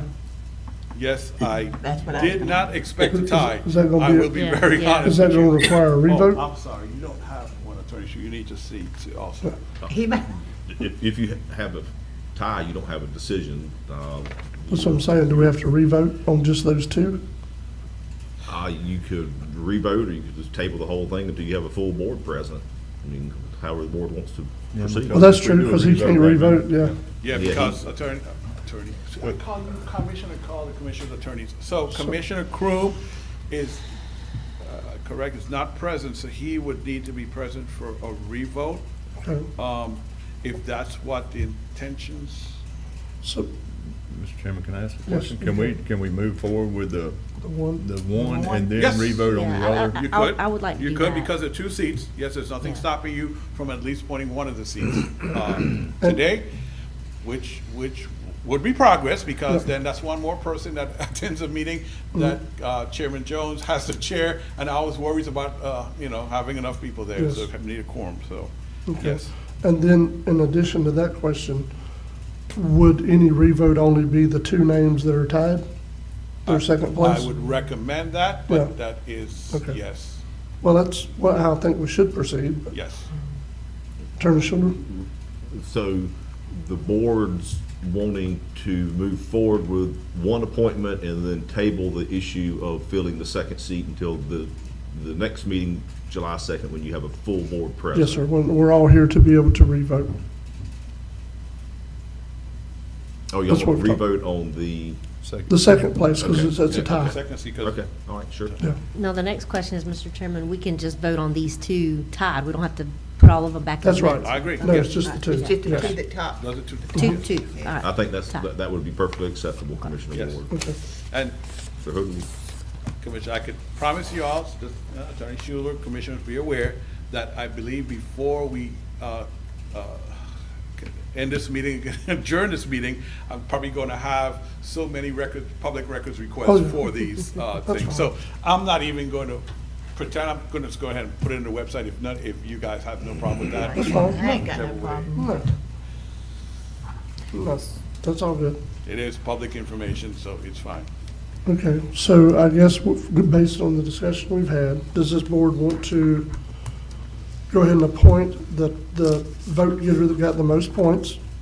Or the person who got the most points, and then table to the next meeting when Commissioner Croom is gonna be here with us, the other 2 that actually tied in points? That's I motion. think that's a good idea. Mr. Chairman, question, can this be done in 1 motion, or do we need to make it 2 motions? I would make 2 motions, Okay. 2 different subject matters. All right, I'll make a motion to accept the first seat. okay. All right. That would be Donnie. I was gonna Donnie say Gay. Donnie Gay. Yep. Yeah. All right, so we have a motion by Commissioner Amison, Second. second by Commissioner Sanders. Any discussion? Seeing none, all in favor? Aye. Any opposed? That's unanimous. All right. Then we need to have a motion for the other 2 that actually tied in voting.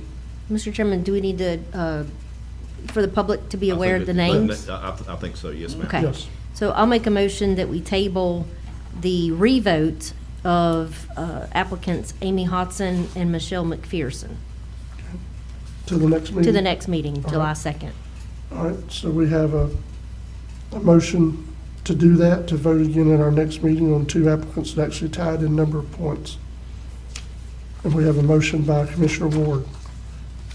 Mr. Chairman, if Yes. I could weigh in, would you mind rephrasing that motion to just table the matter of filling the second seat until the second meeting in July? Let me think a little bit on the issue of revoting. I'm not sure that revoting would actually be necessary, but I want to think on that a little bit. It's an unprecedented circumstance, and I want to be cautious and make sure we're proceeding in a correct manner. I'll amend Because my- and the chairman had a look on his face. The reason I'm saying that, Mr. Chairman, is you've already got a ballot. We've already got a number. I don't know that revoting would necessarily be required, but I do want to look at that issue a little bit more carefully. It may be that you just leave the ballot the way it is, and y'all just do a straight up and down vote on who you want to fill the second seat Okay. without okay. revoting. Okay. I'll amend my motion. Okay, so we do have a motion that has been amended by Commissioner Ward. I'll second our motion. All right, we have a second by Commissioner Sanders. All right, but it's still going to be handled at our next meeting, correct? That is the decision of the board, yes. Okay, all right. Any additional discussion before we vote? July 2nd, right? Yep, that's right. July 2nd, yes, sir. Seeing no additional discussion, all in favor? Aye. Any opposed? That's unanimous.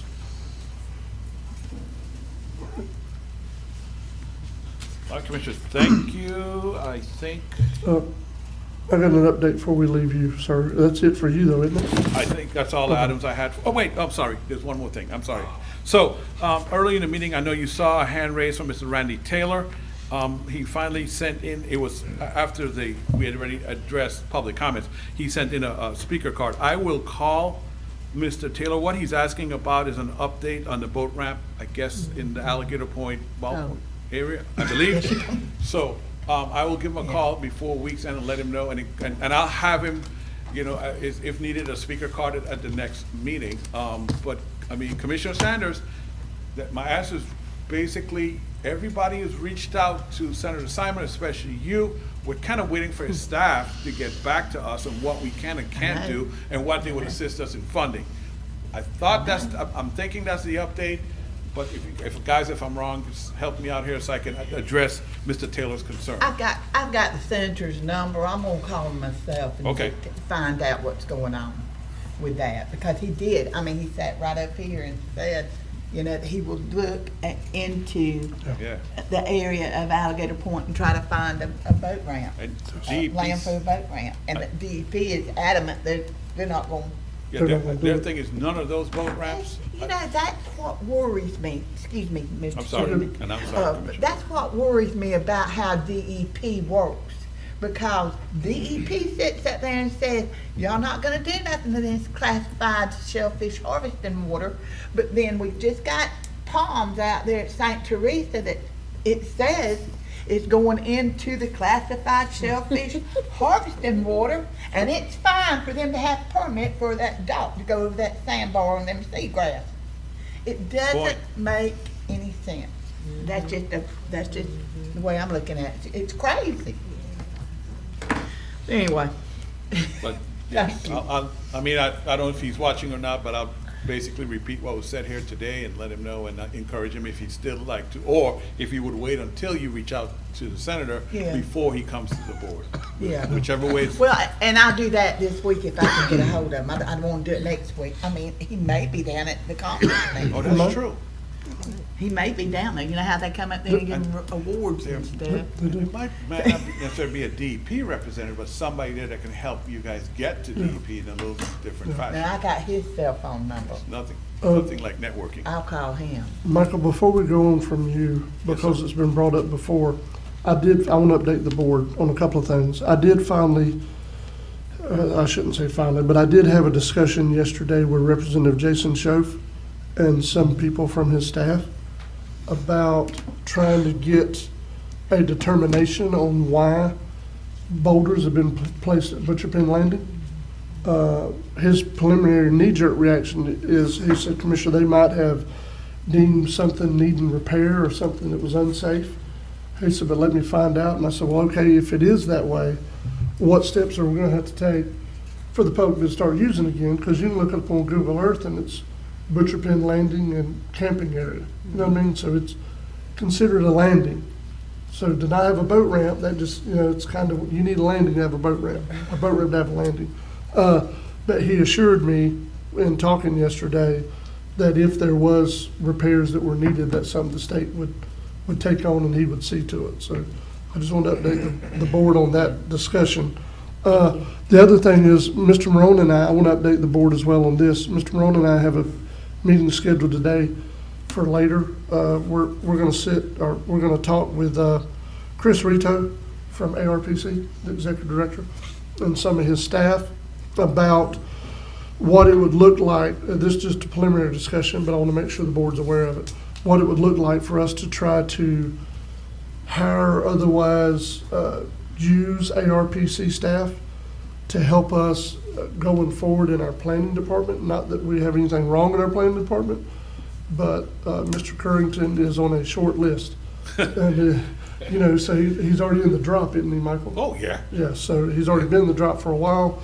You know, the reason there's a couple of reasons, but the biggest reason we're doing it is Mr. Currington's in the drop.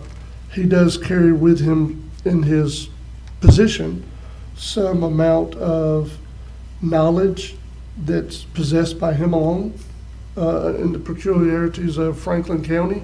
So the sooner we can get somebody working alongside him, the better. And, you know, this may not be a fit, but we're at least going to have the discussion. But other than that, the discussion would be for us at budget time, are we going to hire somebody else to be, you know what I mean, to be another planner like we have Mr. Currington?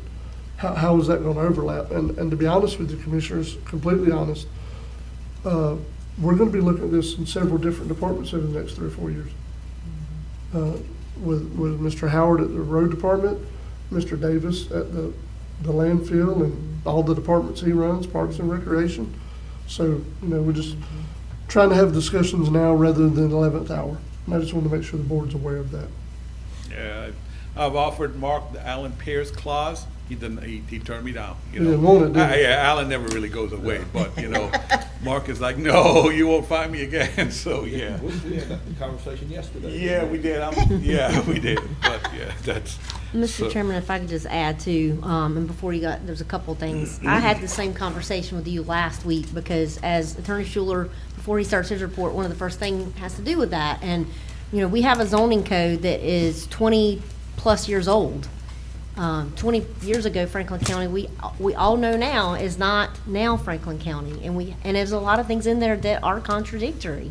And if we do we got code enforcement. We need to move more towards code enforcement, in my opinion. I've been passionate about it since I got on this board almost 4 years ago.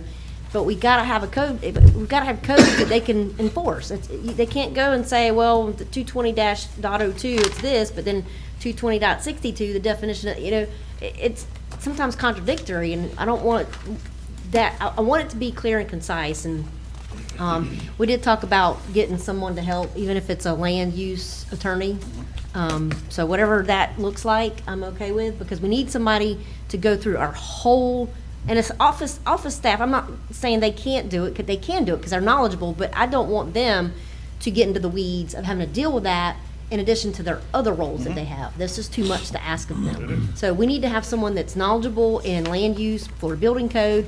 You know, we need to have our building official involved as well, because he sees this every day. We need to have the staff involved in terms of, you know, questions about certain things. But that's just my thoughts on that part. And then on the second thing is, I was going to do this in commissioner comments, but since we were talking about the lights and stuff now, I'm going to go ahead and talk about this now. So there was a bad accident on Timber Island Road in Carabel, as most of you know, where a lady drove into the water and unfortunately drowned along with her cat. And I got phone calls after, which even before that, I was thinking, all right, how can we as a county improve upon safety? And I'm all about safety. I rode out there. I talked to the investigator of the sheriff's office. I talked to the deputies that were present or there first on scene. And I'm not going to divulge, you know, the investigation is still ongoing, so I'm not going to say anything about that. But I will say that the deputies that arrived told me that it's very dark there. There's 2 poles. I didn't get the number. I took pictures of the poles, but I didn't get the numbers. So we definitely need to have a light there. And I talked to Mr. Howard yesterday. There is signage there about the road ending, but it doesn't give any kind of indication of how far or that there's a boat ramp up ahead. And if you've ever been on Timber Island Road, it's a straight shot, like minus the curves. I mean, you get on that straight, if you're not familiar with the area, or if it, you're just, I don't know, there's a potential, if you don't know where you are, you could drive right into the water. So I want to make sure that we are as safe as we can be. So I'm not saying this won't happen in the future, but I want to make sure that we do our part to make sure it's safe. So I talked to Mr. Howard about putting some reflective signs, some signs that says road ends in water. I even talked about, there's a piling out there, and I asked about, if I have to get it myself, put a red reflective, like a triangle on that piling where that water begins. And if I have to go put it up myself because it's in the water, I'll do that because I want to make sure it's safe. And so that's why I brought that up, the light, and that's why I brought the signage up. And of course, he was in agreement. And so I just wanted to say that. So everybody's aware that we're working on getting that more safer. So. Sounds good. So thank y'all. Mr. Chair. Yes, sir. Well, y'all was talking about lights with what Ms. Commissioner Ward was saying about the street light at the end of boat ramps. We deal with the same situation here in Appalachia. I know it's within the city of Apalachicola, but it's the Mill Pond. I remember personally working 2 incidents myself. One resulted in a death, another one, the guy actually got in the Jeep, but it is definitely something that needs to be visited as, I think we all stand together and say safety is of the utmost importance in our county. So I concur with Commissioner Ward on that. Yeah, Mr. Chairman, people are saying, well, was it accident or was it intentional? I don't know, and that's not for me to speculate. It doesn't matter. Fact remains that we need to make it safer so that people are aware that it's and there. make it just as big and reflective as what you can do at that water's edge right there. Because there was an accident there, basically the same thing, and the person got out of the vehicle. He was able to not get, drowned. But that shouldn't happen. Mr. Ward, I'll ask Benny, that traffic light, because of another accident coming down 67 to 98, that where it actually lights up, it's powered by solar. When you're approaching there, to make sure you stop and not run right across 98 into the water. I'll ask him how much that costs when they install it and see. That's a that was that if you got too close to the water, well, as you're approaching it, it'll start to yeah, that's what I'm saying. Yes, ma'am. That the lights would go on back, and then that would kind of, because from what I understand, the lady was there between 4 and 6 a.m. So you don't know, she was from Tifton, Georgia. She may have drove down all night. Yeah, that's. So if you're awake, if you're kind of sleepy and you see that, it's going to wake you up. Yeah. And in addition to that, before another thing about talking about signs, road signs, in speaking with City of Carabel staff and the Mayor Millender, it has been determined that the truck route signs, the city ordinance signs, they are yellow and black. I explained to Mr. Neighbors that we need to change those to what they call the Florida Uniform Traffic Code appropriate signs, which are the white and black. It says no through truck. So, and the reason being, believe me, I kind of got into the weeds with this because I was told that if a law enforcement officer pulls a truck over for going down that road, going with the city ordinance, they cannot technically write a citation. It's only it has to be the yellow and white sign, which is considered the Florida Uniform Traffic Code regulated signs, that any law enforcement officer, not just a city officer, can pull someone over and issue a citation. Okay. So that's just for clarity. And I did get permission, the city clerk, Ms. Courtney, and Mayor Millender said that was completely okay, that we did that, to use the correct signs. Okay. Yeah. Cool. All right. Anything else before we go to Attorney Schuler? All right, Attorney Schuler. All right, Commissioners, on item number 1 of my report, we do not have a full board. Would the board want to table this matter until the July 2nd meeting? Yes. When we anticipate having a full board, or proceed? I'll be okay with tabling this till we can have a full board present. I'll make a motion to table. Unless any of the commissioners have any concerns. I do have 3 people that wanted to speak under this action, under this item, under public comments, though. Sure. Okay. So we do have a motion to table by Commissioner Ward, a second by Commissioner Sanders, until we have a full board present. Any additional discussion? All right, so I'm going to call, Mr. Morone, I'm assuming most of these people are going to be attending by Zoom? Yeah, I'll ask them to raise their hands. What's the first? One of them is Mr. Mike King. Phone number ends in 3679. Yep, I see. Mr. King, I am going to allow you to talk so that you can unmute on your end, sir.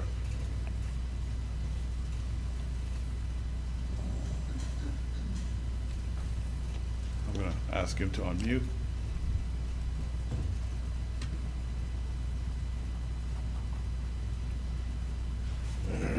Mr. King, 3679, if you would unmute.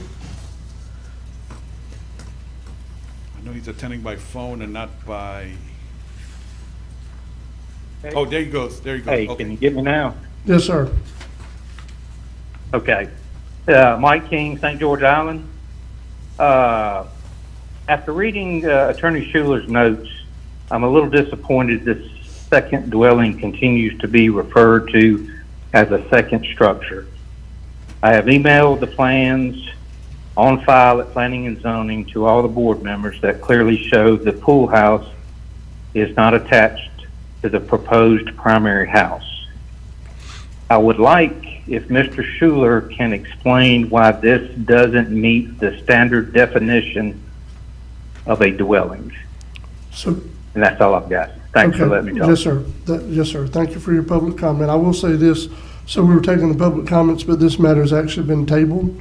So that's, you know what I mean? So we'll Right. address that at some future point, I'm sure, sir. Thank you. Thank you. Ms. Sharon Mathewson, ends in 6708. Yep. I'm going to do the same thing. And ask to unmute. Miss Matheson is her name. Yeah. 760. There she goes. She's unmuted now, Mr. Chairman. Can you hear us, Ms. Sharon?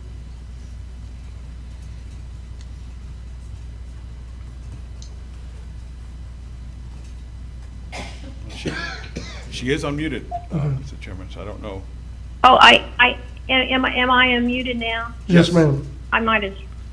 Oh, okay. I apologize. I haven't done this before. You're good. My name is Sharon Mathewson, and I live at 320 Mark Street. And I sent a letter to all the commissioners yesterday. Well, Ben and I did. And unfortunately, we could not come today because we did not receive information that there was going to be this on the agenda, which now I guess has been delayed until July the 2nd. So we will be there July the 2nd. But Ben and I sent a letter yesterday, and I know Commissioner Ward saw it because she had sent me an email, but I very much wanted it to be in the record.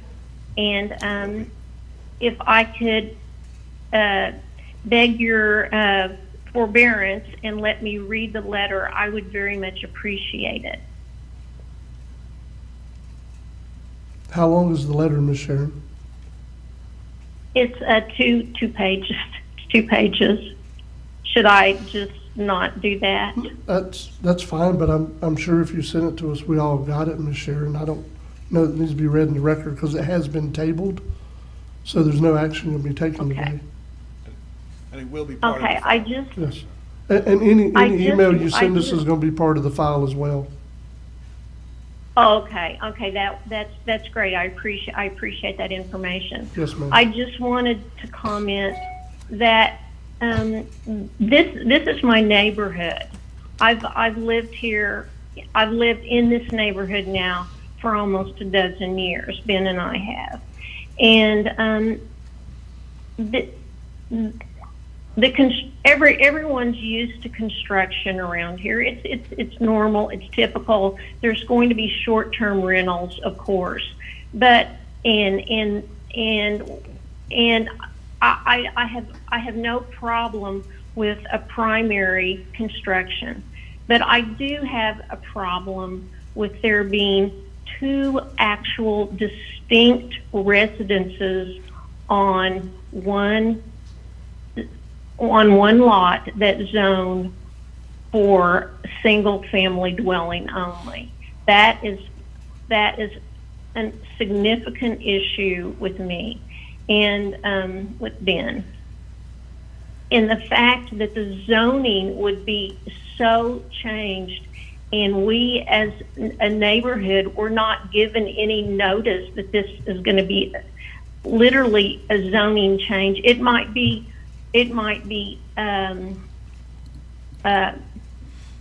not officially noted as a zoning change, but it would be a zoning change. And I'm hopeful that there will be some forbearance on this, and the fact that this neighborhood will be irrevocably changed will be noted by the commissioners.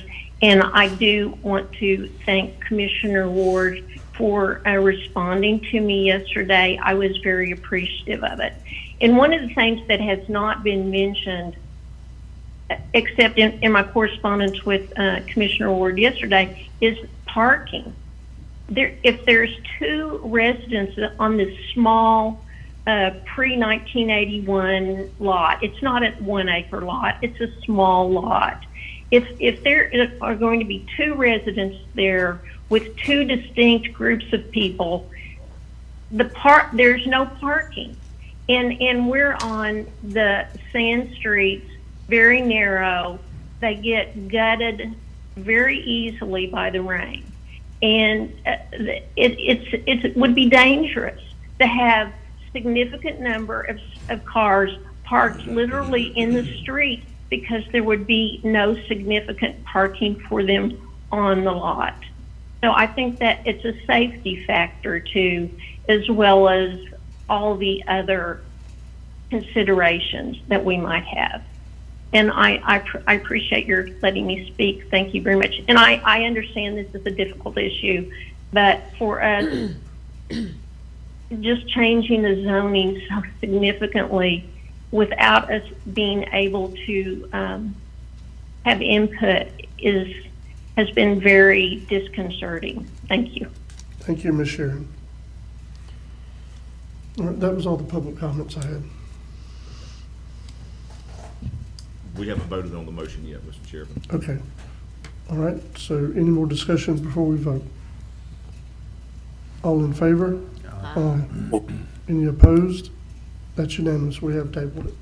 Mr. Chairman, the next item on my report is board consideration of what's referred to as an NDA, a non-disclosure agreement. There is a company by the name of Skyborn Technology Incorporated that's interested in having a discussion with Franklin County concerning possible use and development at the airport. They submitted their original NDA to me. I have rewritten that in such a manner that I'm comfortable recommending that the board execute that NDA with Skyborn, so you can have this conversation, find out what they want to propose. This NDA does not authorize any final decision. It doesn't approve any project. It just authorizes a discussion to be held between this company and Franklin County's representatives. As part of this consideration by the board, you would need to identify essentially the need to know persons, as they refer to it in the NDA, to have those meetings and have those discussions between the county and this company. Although I don't usually provide y'all with both a red line and a clean draft, I did provide you with a red line of this NDA, so you can see that it has been substantially rewritten. and limiting it to Florida law, limiting any potential claim for damages to no more than $5,000. Recognizing that Florida law does allow us to keep as a non-public record certain trade secrets and confidential business information. If there should be any record requests made, then we would consult with our partner as to whether or not it is or is not a public record to be disclosed, but the county reserves the final decision to make that, or the right to make that final decision, because it's our responsibility as a local government to call those balls and strikes, not anyone else's. So with that, I will stop my presentation and answer any questions that the board may have. Any questions? So who would be the appropriate person for them to talk to? Would that be involve multiple people, or are we putting this all on one person? I'm thinking the board should consider multiple individuals. Okay. I mean, I know, for example, you have, county administrative staff, county attorney. Yep. I don't necessarily think I would need to be involved unless and until there's actually a proposal that needs to be considered and that I need to vet. You've got an economic development person, I believe Yes. y'all just hired at the airport. You Right. have a airport advisory committee. Yeah. So that's the extent of my comments. But I do, Okay. I mean, could you name just one person? Absolutely, that's at the discretion of the board. Could you Yeah. name a few people? That's also at the discretion of the board. Well, Mr. Chairman, if I'll I go with may, either one of those. I Go ahead. can kind of elaborate a little bit on this. Okay. Company reached out to our AOED chair, Mr. Kirchenbaum. He brought it forward. They wanted to have the NDA. That's what's kind of bogs down from having a discussion with them. Right. And like Attorney Schuler said, they've had this. What originally was going to happen was myself, Mr. Kirchenbaum, Mr. Morone was going to meet with this company. Okay. Now, Friday is tentatively, depending on this vote, the meeting that we were going to have. Okay. Mr. Morone can't be there, and also AFCON's going to be. Okay. So just to give you a heads up with that Okay. said.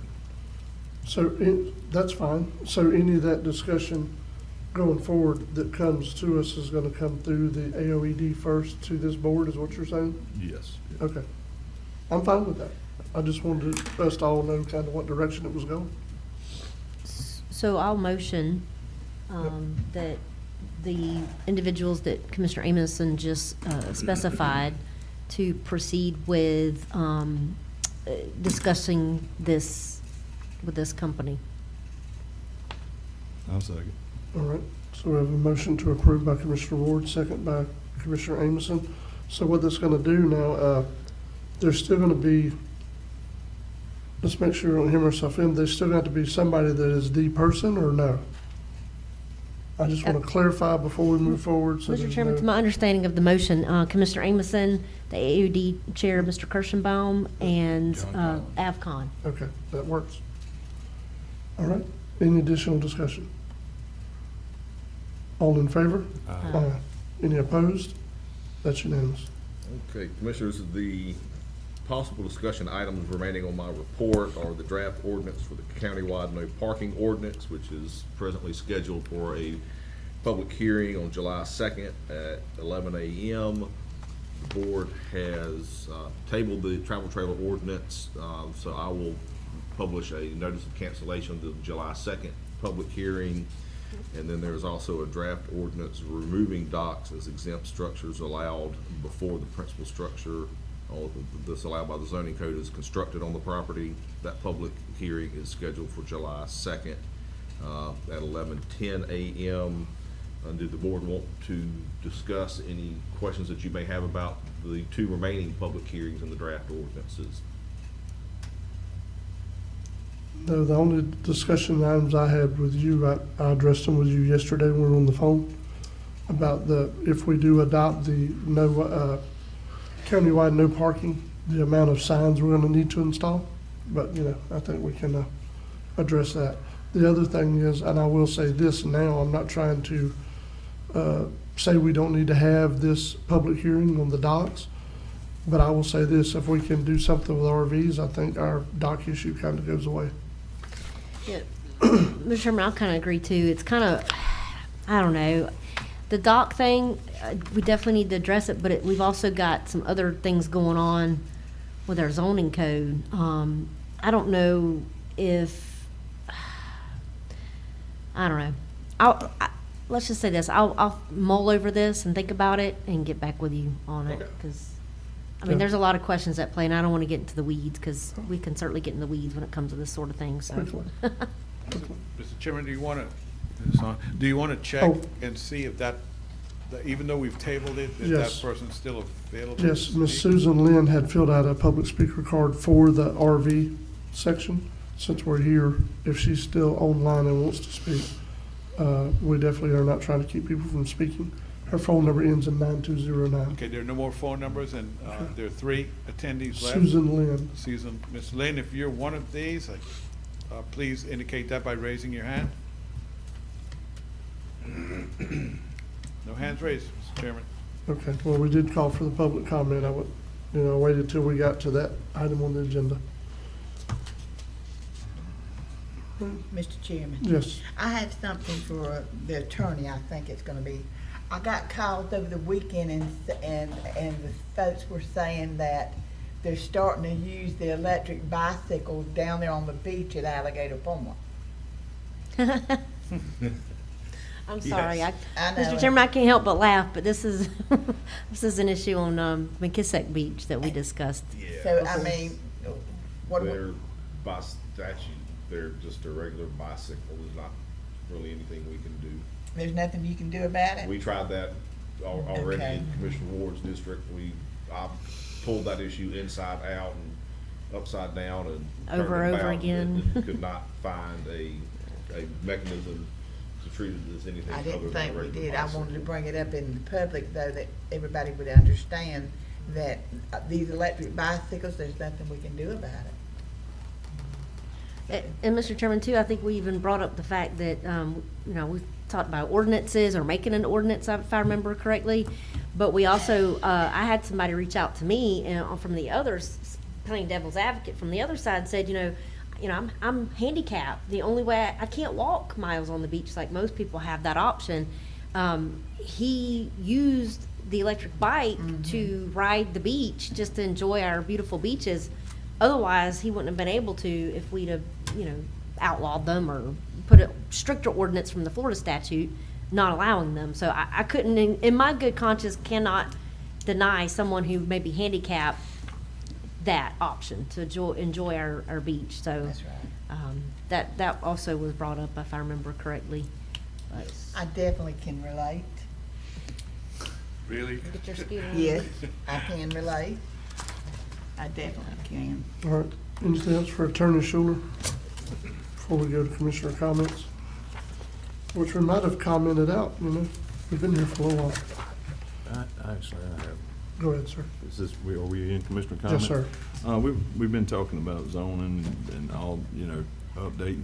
And me and, Steve Patterson was discussing this. I think the city of Carabel recently, over the last few years, updated their zoning and codes and all that. I think they reached out to the University of Florida.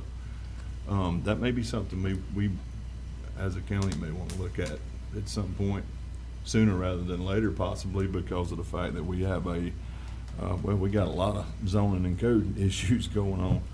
Just a thought. I didn't know how y'all felt about it. I just wanted to bring that up. And outside of the fact that, most people get a street named after them, or I get a meeting named after me. But just wanted to put that out. He's just firing back a shot at I caught that earlier. But Commissioner Amerson, what we could do this afternoon, Chairman, is during that meeting, discuss that with ARPC about using University of Florida or FSU, somebody's assistance with it. That's a very good idea, actually. Very good idea. Yeah, because at the end of the day, I'm not going to they're take still full credit technical for assistance that. anyway, That was staff that kind of brought that up, so. Yeah. Good deal. Any other commissioner comments? Mr. Chairman, I just look forward to getting down south and networking and talking about zoning things, and because I've researched other zoning codes. And it's kind of, you know, every place is different, essentially the same, but it's so drastically different. I mean, Gulf County even, for example, it's just, they're coastal just like we are, but to see how they have their setup, it blows my mind. So it'd be good to get down south and kind of network with people. And I think actually one of the classes does have to do with zoning. It does. So I'm gonna go to that one and see if we can learn anything new or something that may benefit us in a way.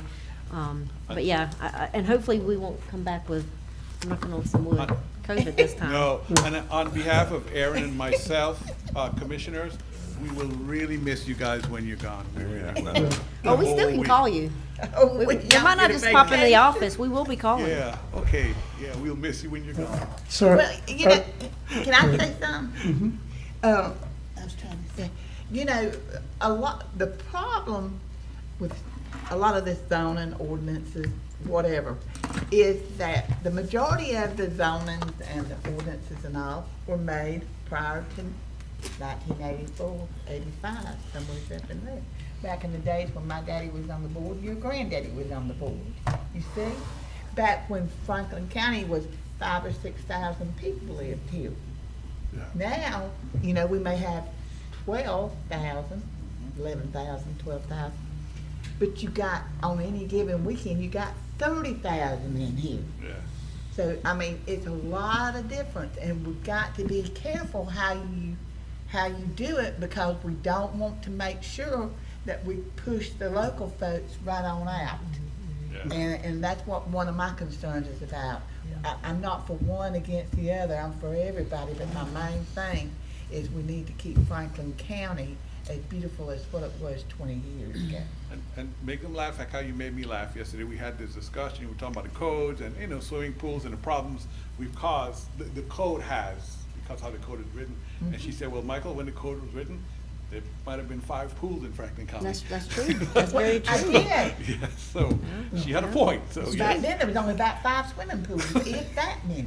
Yeah. And, I mean, you didn't have the moorings, you didn't have the, you know, the hotels and the, you know, St. James Bay definitely wasn't there.